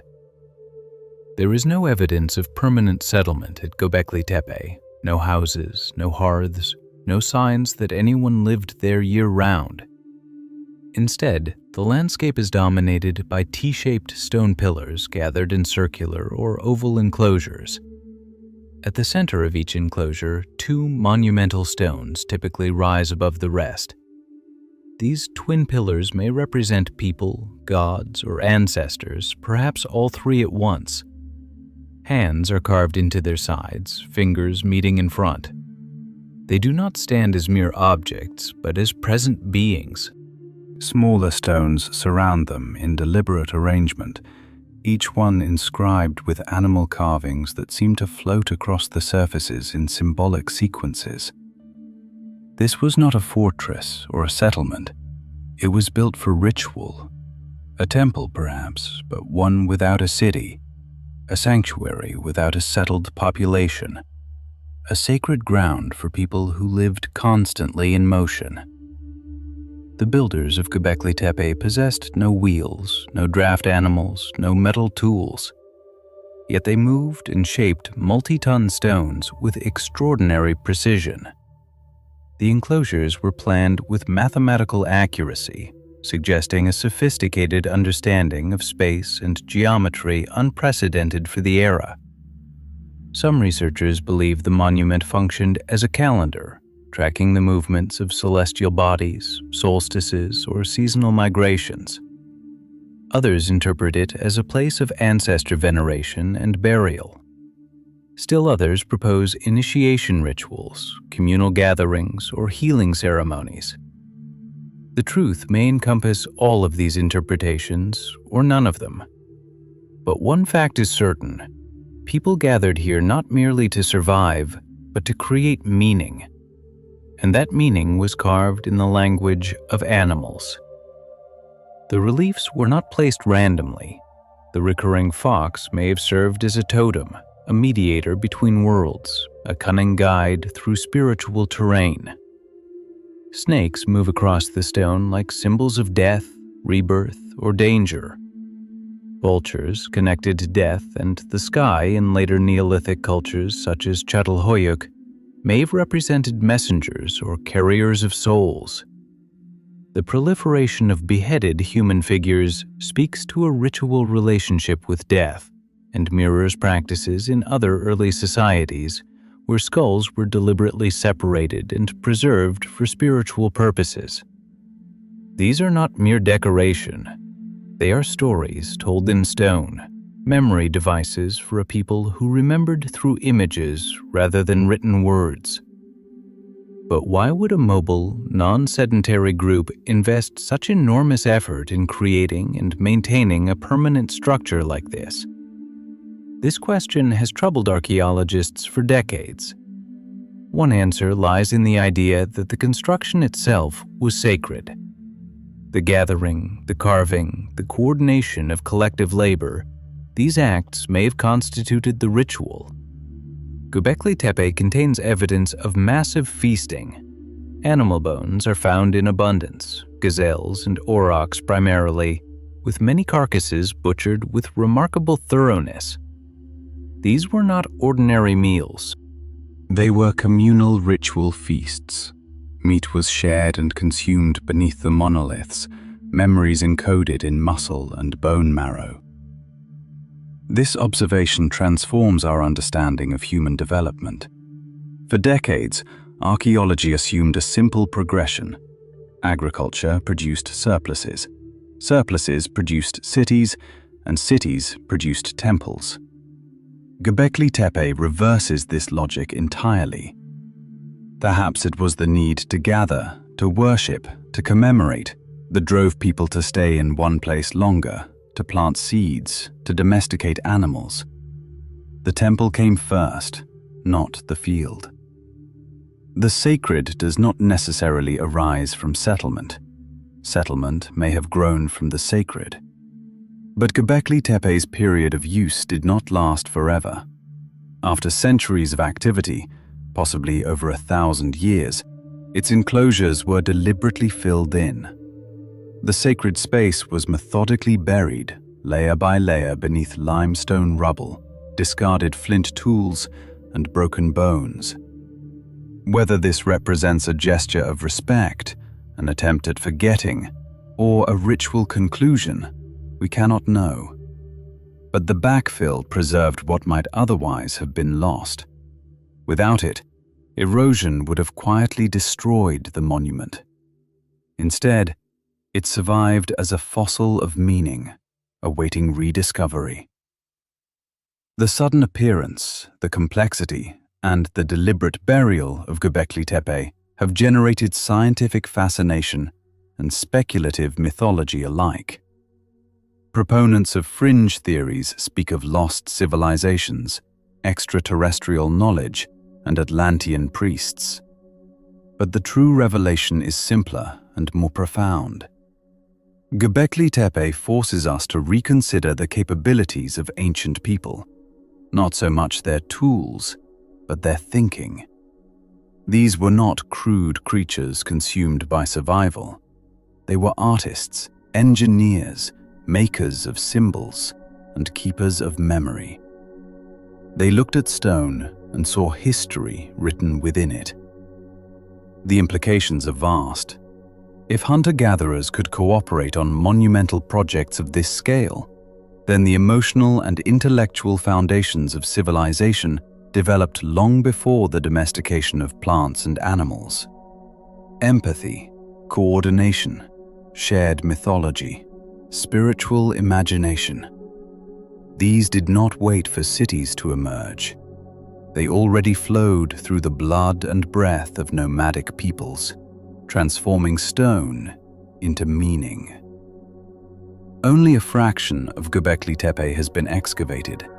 Ground-penetrating radar suggests that dozens of additional enclosures may lie intact beneath the surface.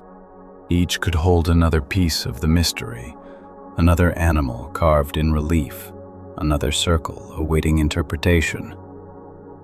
Yet the central message has already become clear. In the 12th millennium before Christ, before agriculture, before government, before any recognizable hierarchy of power, people gathered in the shadow of carved animals and remembered something together. What they remembered, or what they created, remains open to interpretation. But the gathering itself, the carving, the collective act of witnessing, this has survived. Göbekli Tepe was not the first temple, but perhaps the first known to us. It demonstrates that the need for meaning predates the need for dominion. Circles were drawn long before walls were raised. Stories were carved in stone long before grain was stored in silos. Animals walked among the carved pillars with bared teeth and curled tails, eternally frozen in the foundations of memory, long before humans gave names to gods. Then, deliberately and methodically, people buried all of it. Layer upon layer, stone upon stone, as if trying to seal something inside or preserve it from oblivion.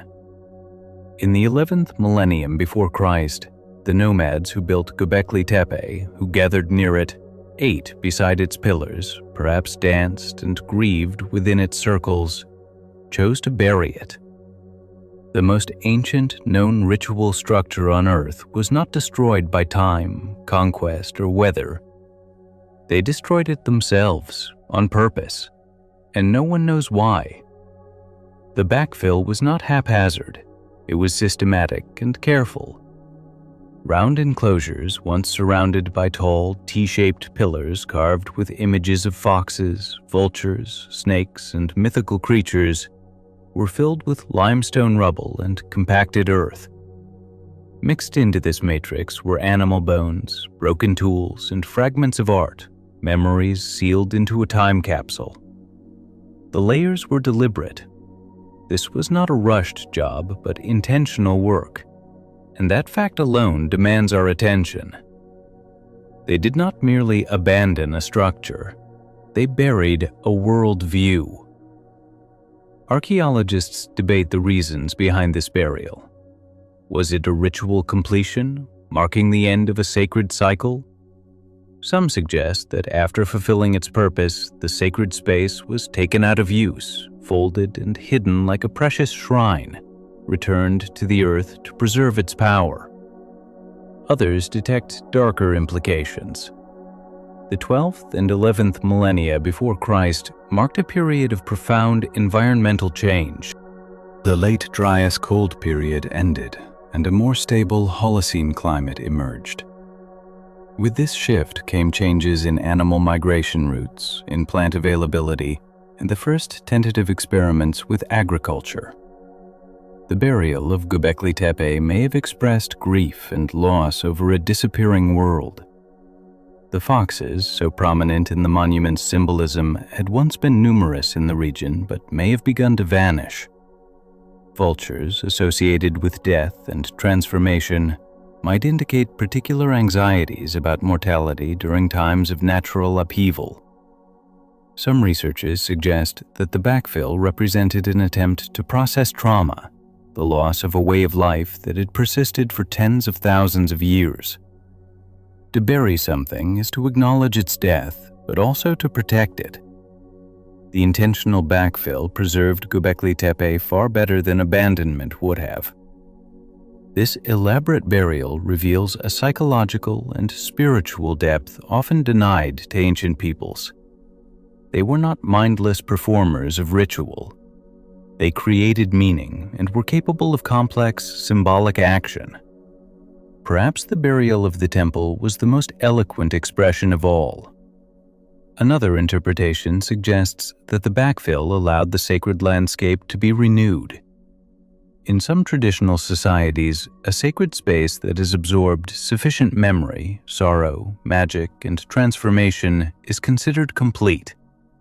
Rather than continue building on exhausted sanctity, it is closed, covered, and begun anew.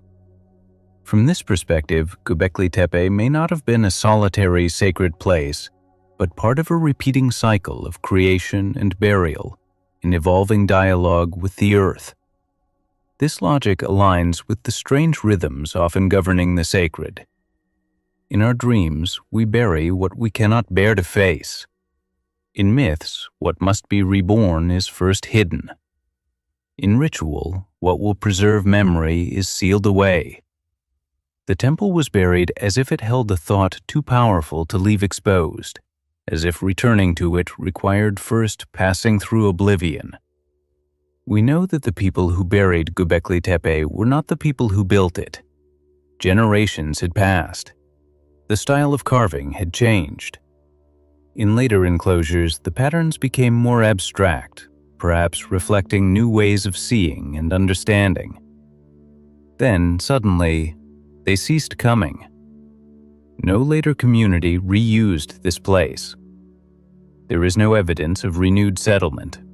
The burial was final. It marked not a transition, but an ending.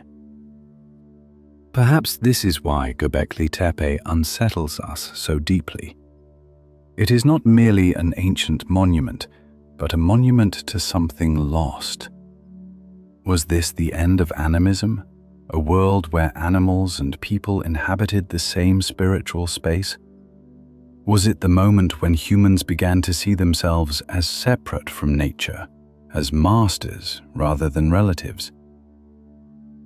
Some researchers see Göbekli Tepe as a threshold, a place between the Paleolithic world and the Neolithic desire to build and control, between living within nature's rhythms and trying to master them.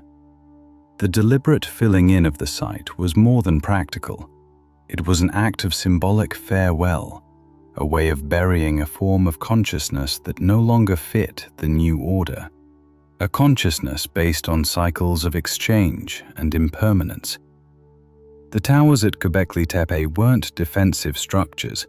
They remained open, controlling rather than dividing. The pillars carved with hands and human shapes didn't dominate. They invited participation. The animals portrayed didn't threaten. They accompanied. This wasn't architecture of possession. It was architecture of gathering. To bury it meant burying a way of living that left no monuments to conquest, no evidence measured by trade. A way that saw the forest as something alive and the stone as a mirror. Every layer archaeologists removed undid that burial, became a kind of return. Yet what remains may never fully show what was originally intended. Symbols resist translation. Memory isn't a photograph. It's something more like sediment. Perhaps the burial of Göbekli Tepe was the most human act of all. We build one thing, then we bury another. We bury what we love, what we fear, what we want to preserve, and what we can't carry forward. So these people carved gods and foxes and myths into limestone and stone, and then they left. They left us not with answers, but with a question. A temple without a city. A prayer sealed beneath dust. A truth that still glows under the rocks. We keep telling ourselves the same story. The day humans planted wheat was the day we began to rise. We think that leaving behind wandering and wild groves, replacing them with fields and walled grain stores, was progress, civilization, the dawn of history. But what if those seeds were saturated with something else? What if, along with wheat, anxiety grew? It didn't happen all at once, not in a single season. But over centuries, something shifted quietly. An exchange of one way of living for another. The old rhythms, repetition, memory itself traded for measurement and control. This began in the 10th millennium before our time, when the hills and valleys of the Fertile Crescent started to transform in ways that couldn't be undone. In the layers of settlements like Çatalhöyük and Jericho, we find traces of this shift. Granaries, houses made of mud brick, walls that hold and divide. People stopped moving with the land and began to stay in one place and grow food. This changed everything, not just diet, the way they thought, aged, fought, and understood themselves. For tens of thousands of years before this, Paleolithic people lived within cycles. They hunted and gathered. Their knowledge came down through stories and gestures. Their diet was varied and rich. Roots and tubers, fish, fruit, nuts, eggs, honey, and meat. Studies of teeth and chemical traces in bones from pre-agricultural sites show good nutrition and very few diseases. Days followed light, weather, and season, not hours and schedules. People didn't own land or fence it. Social bonds stayed fluid. Respect came more often from skill or personality than from what someone owned. When death came, it usually didn't involve hierarchy. Paleolithic burials show almost no signs of inequality. The Neolithic changed all of that. Agriculture created surplus. Surplus needed storage. Storage needed protection, distribution, tracking. This is where constant worry was born. The harvest could fail. Animals and neighbors might raid the stores. Bad seasons could mean starvation after the bins seemed full. Anxiety became part of the calendar. So did relentless work. Paleolithic hunter-gatherers actually worked less than many think. Gathering, hunting, processing food, making tools. It took effort, but not all the time. There was space for rest, for doing different things. The first farmers worked longer and harder, doing the same motions over and over. Sowing, weeding, harvesting, grinding grain. The bones of Neolithic people show signs of repetitive injury, arthritis, and worn teeth from grain-heavy diets. malnutrition became common, even in times of plenty. The irony of the Neolithic was that food became more stable, but people ate worse. Then came walls. Jericho, on what is now the western coast, built some of the oldest city walls around 9,000 years before now. Towers and fortifications speak not just of settlement, but of threat. When land can be owned, it must be defended. When supplies can be stored, they can be stolen. A wall isn't just architecture, it's psychology. It's a line drawn, a new way of seeing other people and the space between us. Çatalhöyük in central Anatolia flourished around 8,000 years before now. It was a city without streets, houses pressed against each other so tightly that people entered through openings in roofs, using ladders. There were wall paintings, sculptures, shrines in homes, beauty and strangeness existing together. But there are also marks of tension, rooms built over graves, layers of soot, skulls plastered and displayed. The dead were buried under floors. Life and death no longer kept their separate forests. They lived under the same roof. Social rank appeared in the Neolithic in new ways. Among mobile peoples, a person's place could shift with circumstances. In settled societies, it hardened. Wealth could accumulate.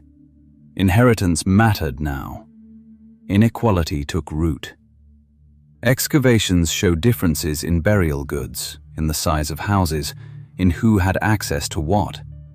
The equality of mobile groups began to crack under the weight of stored grain and staying put.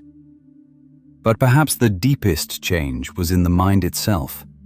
Agriculture required planning and control and scheduling.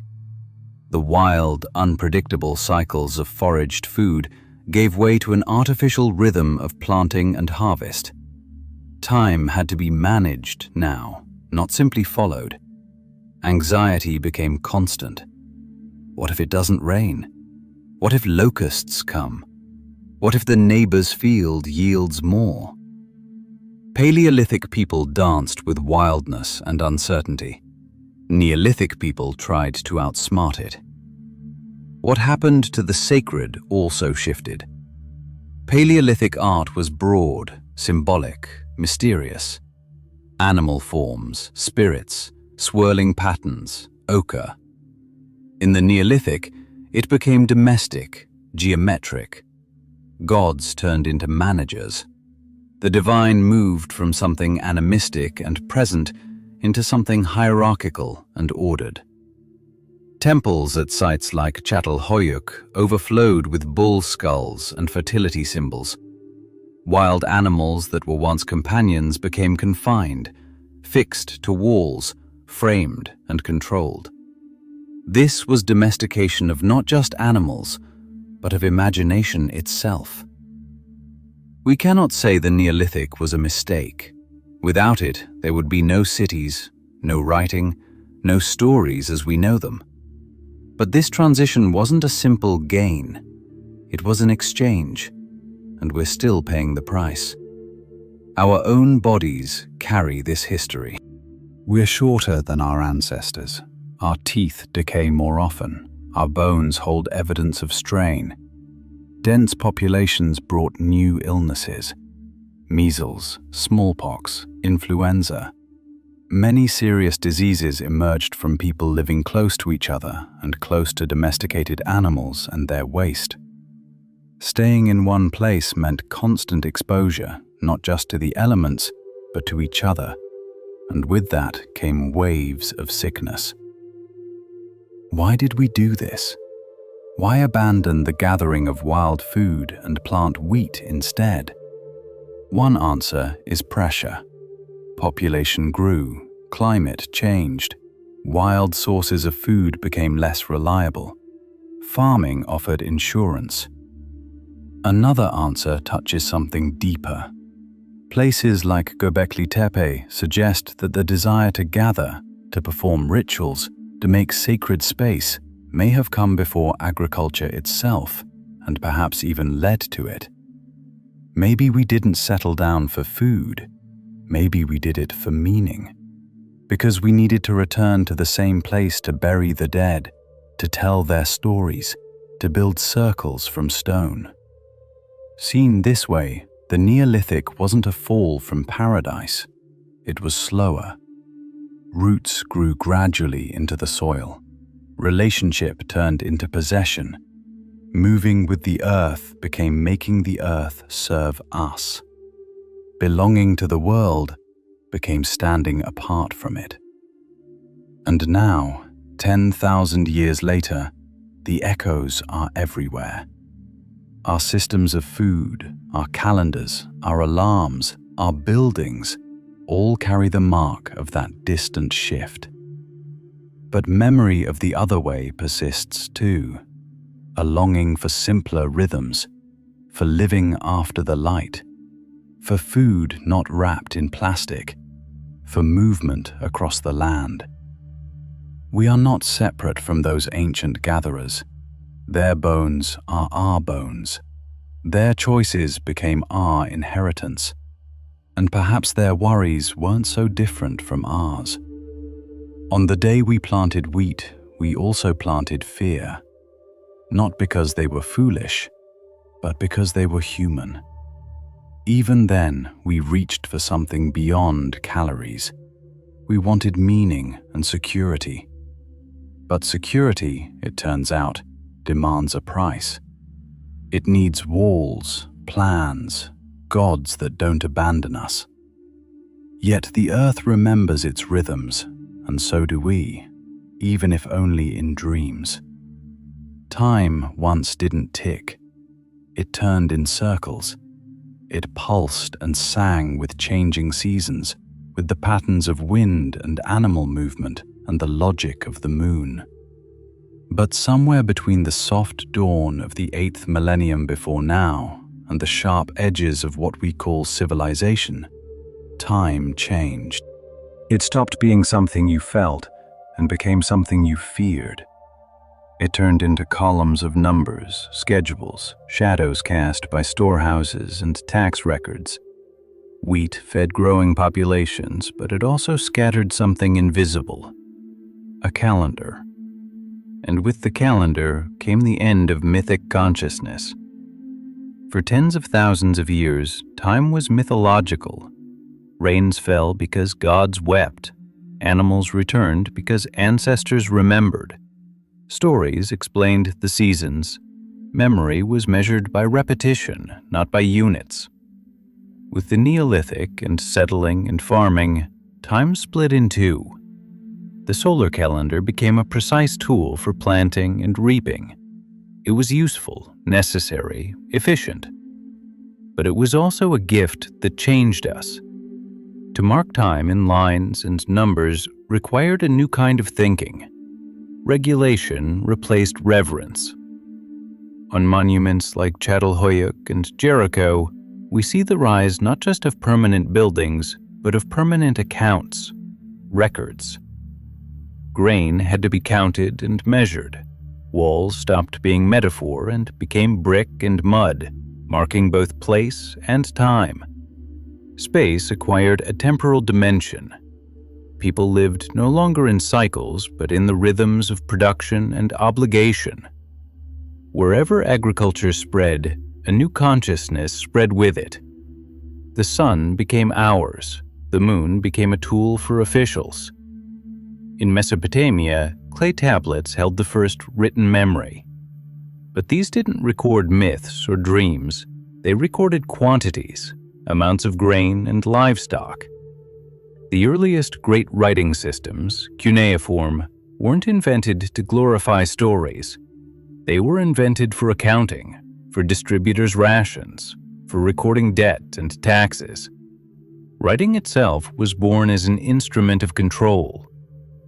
By the 4th millennium BC, great cities like Uruk had already begun using tokens to distribute rations, transforming temple economies into intricate systems of collection and redistribution. Temples shifted from being places of cosmic coordination to functioning as taxation centers. This change reshaped how people understood themselves and time itself. To live within a calendar meant acknowledging debt, delay, and mortality. The old mythical time, that cyclical rhythm of spring's return, death, and renewal, stories passed hand to hand across generations, began losing ground to something linear, finite, progressive, and human narrative compressed with it. Even the earliest temples reveal this slow erosion of mythic perception. At Nabta Playa, buried in the Nubian sands, standing stones mark astronomical alignments dating back to the 5th millennium BC. These stones retained their sacred and symbolic weight, yet they pointed toward something unprecedented, a wave thinking that tied the heavens directly to planting schedules. The sky became an accounting ledger, accounting tool, an instrument of command. And command requires boundaries. Territory needs mapping, and maps need dates. When to plant, when to harvest, when to gather. By the 3rd millennium BC, formal calendars crystallized. The Egyptian civil calendar with 12 months of 30 days each, the Babylonian lunar calendar synchronized with solar observations. Time became a grid. You became a point within it. The psychological weight was profound. Now people could be integrated into schedules. Work began measured in hours. The transition from myth to measurement squeezed human experience. Stories that once unfolded through long nights around fires, under stars, had to compress into seasonal cycles and administrative requirements. Narrative ceased being the substance of community life and became a tool of instruction, a mechanism of control aligned with ruling systems. Even myths themselves were edited, stripped down, realigned with official versions that justified political authority. Kings didn't claim divine descent for poetic beauty. They did it to organize tribute collection. Sacred calendars became institutions. Solstice festivals turned into tax seasons. Stress followed. Evidence from early agricultural societies shows mounting physical marks of strain: stunted growth, tooth decay, spinal damage, chronic malnourishment. The calendar kept everyone coordinated, but it also kept everyone in mind. Settled life made time predictable, which meant time could be managed. You could arrive late, finish early, miss your quota. Linear time demanded accountability, and accountability meant force. Control systems grew not only from practical need, but from anxiety. Memory alone couldn't hold communities together anymore. Observation replaced storytelling. Checking replaced initiating.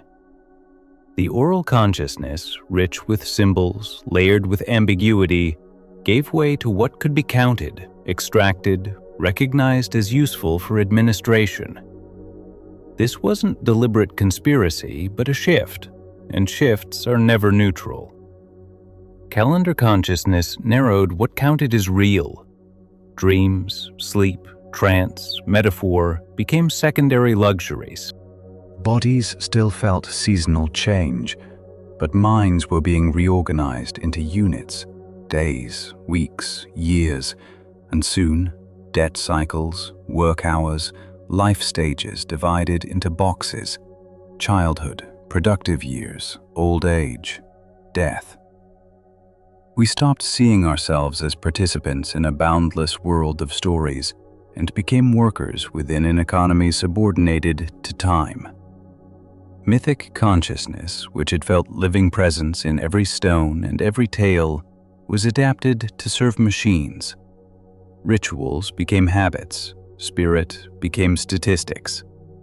Time, once warm and wandering, turned cold and linear. Yet echoes of what was lost remain in the oldest calendars. Some retained poetic traces.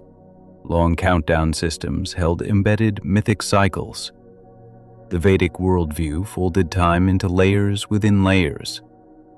Even the Christian liturgical calendar, rigid though it is, preserves connections between history and rhythm. But these are only shadows, silhouettes against a bureaucratic machine grinding forward. It wasn't time itself that broke, but our intimacy with it, our mythic partnership. The old stories weren't destroyed, now ones were written over them. They were buried like corpses, and in their place rose a different architecture: control, clarity, countdown. We learned to measure everything except what we lost. Inside your skull, between notification pings and the whisper of ancient hunger, lives a brain that still counts differently. A brain that understands the world as fur and firelight. It doesn't know TikTok. It couldn't care about quarterly reports, endless scrolling, the glow of screens. Beneath every modern structure you've built, your brain remains 99% Paleolithic. The remaining 1% struggles to keep up. Here's the difficult truth. Your nervous system wasn't designed for the 21st century. For hundreds of thousands of years, it was shaped by a rhythm of life that no longer exists. It expects quiet places where threats can be seen. Food shouldn't arrive constantly. Meaning comes from scarcity. Time should move in circles. Instead, it's trapped in artificial urgency, overwhelming abundance, crushing isolation. This mismatch creates suffering we barely acknowledge. Modern neuroscience confirms what ancient bones whispered. Our nervous system's core mechanisms were tuned to the slow, rich sensory world of hunter-gatherers. There, attention was a survival tool. It caught rustling grass, red faces, synchronized with seasons. These systems, shaped by scarcity and effort, rewarded gradual success, finding a path, another hand to hold, the rhythm of returning to camp with food for the fire. Today, those same systems are being hijacked. They're flooded with artificial stimuli, likes, ads, headlines, scandals that mimic signals but deliver no physical reward, no real movement, no genuine community, no authentic rhythm. This isn't moral failure. It's betrayal of the nervous system itself. That's why so many carry anxiety without cause or feel paralyzed by simple tasks. Your prefrontal cortex, the rational pilot, keeps getting overridden by deeper systems convinced you're still in wilderness. Every phone notification reads as urgent. Every ambiguous social signal feels like potential exile. Every absence of meaning feels like death. Be precise. Your limbic system, emotional and motivational core, treats belonging to a group with the same seriousness it once reserved for predators. Separation from tribe once meant literal death. Now it means an unanswered message or an empty room.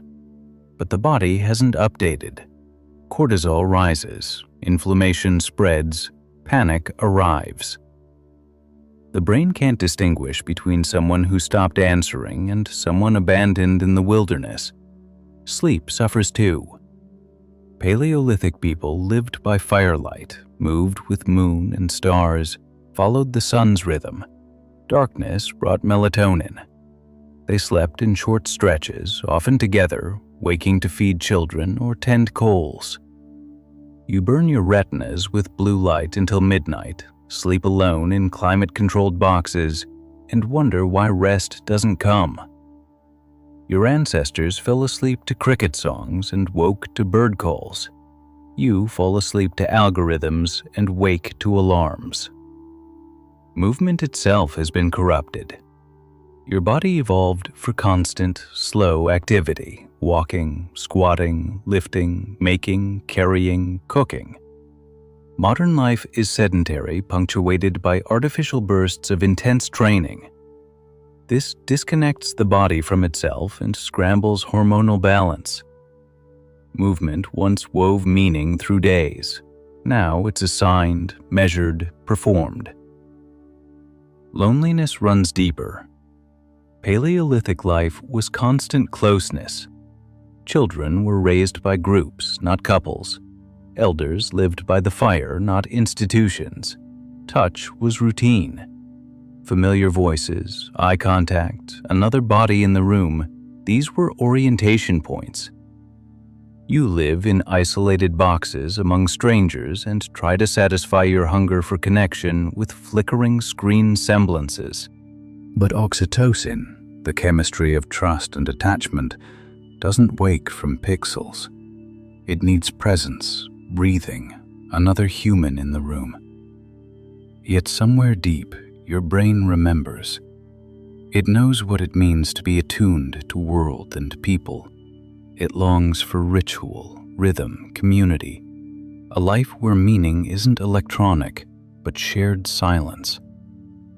This isn't nostalgia, it's biology. The ache after screens, the unreasonable surge of anxiety, the thirst for something simple and wild and real, these aren't backward-looking impulses, they're memory. Don't romanticize the past. Paleolithic life was brutal. Death, disease, hunger, cold, suffering, all present. But it was real, comprehensible, and it shaped us. More than 99% of human existence was exactly that kind of life. Our nervous system learned to soothe itself through song, story, presence, place. When these disappear, clicks and consumption replace them. Consumption that never satisfies. This doesn't mean returning to caves, but it's time to stop dismissing your pain as irrational. It's intelligent. It's your Paleolithic core screaming from a world that forgot how to listen. Anxiety, isolation, burnout, these aren't software bugs. They're signals from the deepest part of you, still trying in good faith to keep you alive. What to do? Start with noticing. Respect how your body is structured. It's not broken, it's misunderstood. It's doing its best. Seek rhythm, find nature, find presence. Eat slowly, sit in circles, look people in the eyes, watch fire dance, touch earth, listen to old songs, tell stories aloud. Your brain isn't a machine. It's an animal, an ancient animal. Somewhere beneath layers of invented fur, it still remembers what it means to be human. And you remember too. In a world lit by LEDs and measured in seconds, when the power fails and a single flame awakens something ancient in us, the room grows quiet, shadows breathe. For reasons hard to name, we feel safer, closer to each other, more real. It's not nostalgia, it's memory. Not personal memory, memory written not in individual nerve cells, but throughout the entire nervous system. Layer upon layer accumulated over hundreds of thousands of years when after sunset there was only firelight. Stories worth telling were those that helped us survive or gave us reason to stay. A hike with a tent feels sacred because it carries real sacredness. Not because it's a vacation, but because it's a return. To hours without scripts. To a gaze that lasts more than moments. To food requiring time. To weather that matters. We pitch our tents beneath the trees and gather in a circle. We tell ourselves we're escaping civilization, but really we're touching something older, something primal. A fire flickers in the middle, and suddenly we're centered around it again.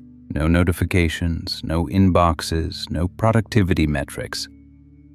We're just bodies with breath and memory, ears open for stories, hands reaching for food. That restlessness after a long hike, those nights without screens, it's not just inconvenience, it's homesickness. For most of human history, slowness wasn't fashionable. It was the only life that existed. The rhythm of breath, footsteps, chewing, watching the light change in the sky. The world moved at the pace of digestion and dusk. No one needed detox protocols or mindfulness apps. Attention was total, because a rustling in the grass could mean a meal or death. Every choice carried real weight, real consequences, real reward. Our brains are still built for exactly this, for closeness, not distance, for presence, not representation, for meaning that reveals itself gradually, not content that refreshes endlessly. Our cortex evolved to handle abstract thought only in the last tens of thousands of years. But the limbic system, the emotional brain, the social brain, that's ancient. It remembers the village even if your conscious mind doesn't. It aches in isolation, comes alive with touch, warms when you're seen. This isn't weakness. This is evolutionary wisdom from us perceived not through speed or strength, but through bonds.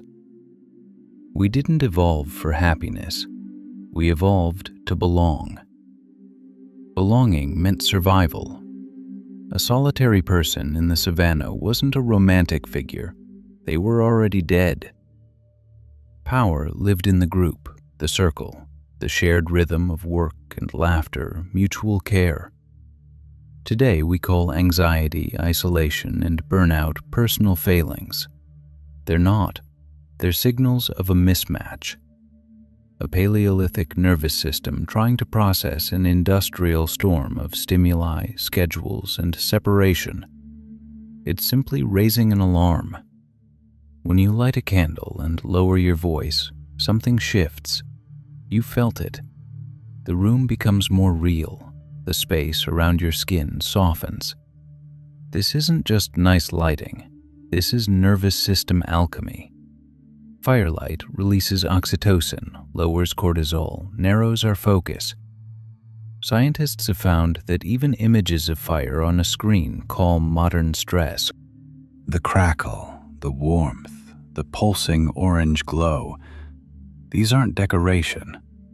They're signals of safety and belonging, of time for stories. Most of our history was shaped by narrative. Before writing, before official religion, there were stories passed mouth to mouth in firelight, etched into memory through rhythm, metaphor, and repetition. What we once needed became unbearable boredom. But boredom isn't emptiness. It's an invitation. Space where dreams wake, memory stirs, where thoughts that belong only to you emerge from silence. On Paleolithic nights, after eating in stories, people sat near coals. Children slept in clusters. Elders sat without agenda. That hour wasn't wasted. It was ancestral meditation. The soul digested the day, meaning brewed in stillness. Now we smother that hunger. Scroll, click, tap, refresh. Novelty without ceremony is just noise, and enough noise makes you forget why you came at all. Remember, the human mind wasn't built by speed and spectacle. It was built by slowness, consistency, and time held together in silence and shared wonder. Every great work, music, poetry, myth, emerged from slowness and quiet. Gods, if they ever came silently. What if that ache you feel late at night in a quiet room, that pain in your chest with no reason, what if it isn't illness? What if it's memory? What if your body remembers something older than your name? A circle of people, a flame in darkness, breathing together. Silence that meant stories were beginning. Maybe insomnia isn't sleep that's broken. Maybe it's a world without clocks, trying to find its way back through you. We're not asked to rebuild the Paleolithic. We're asked to remember what meaning feels like. Light a fire, real or symbolic. Slow down not as resistance, but as respect. Return silence not as absence, but as presence. Tell stories not just for information, but for transformation. This remembering doesn't live in data or documents. It lives in rhythm, warmth, the pull of a circle, the beauty of a spoken word. You won't find it in any book, but you'll find it when the lights go dark, the room goes quiet, and the first flame starts to flicker. Then don't reach for your phone. Feel your breath. Listen. The fire is speaking. It's been waiting a very long time.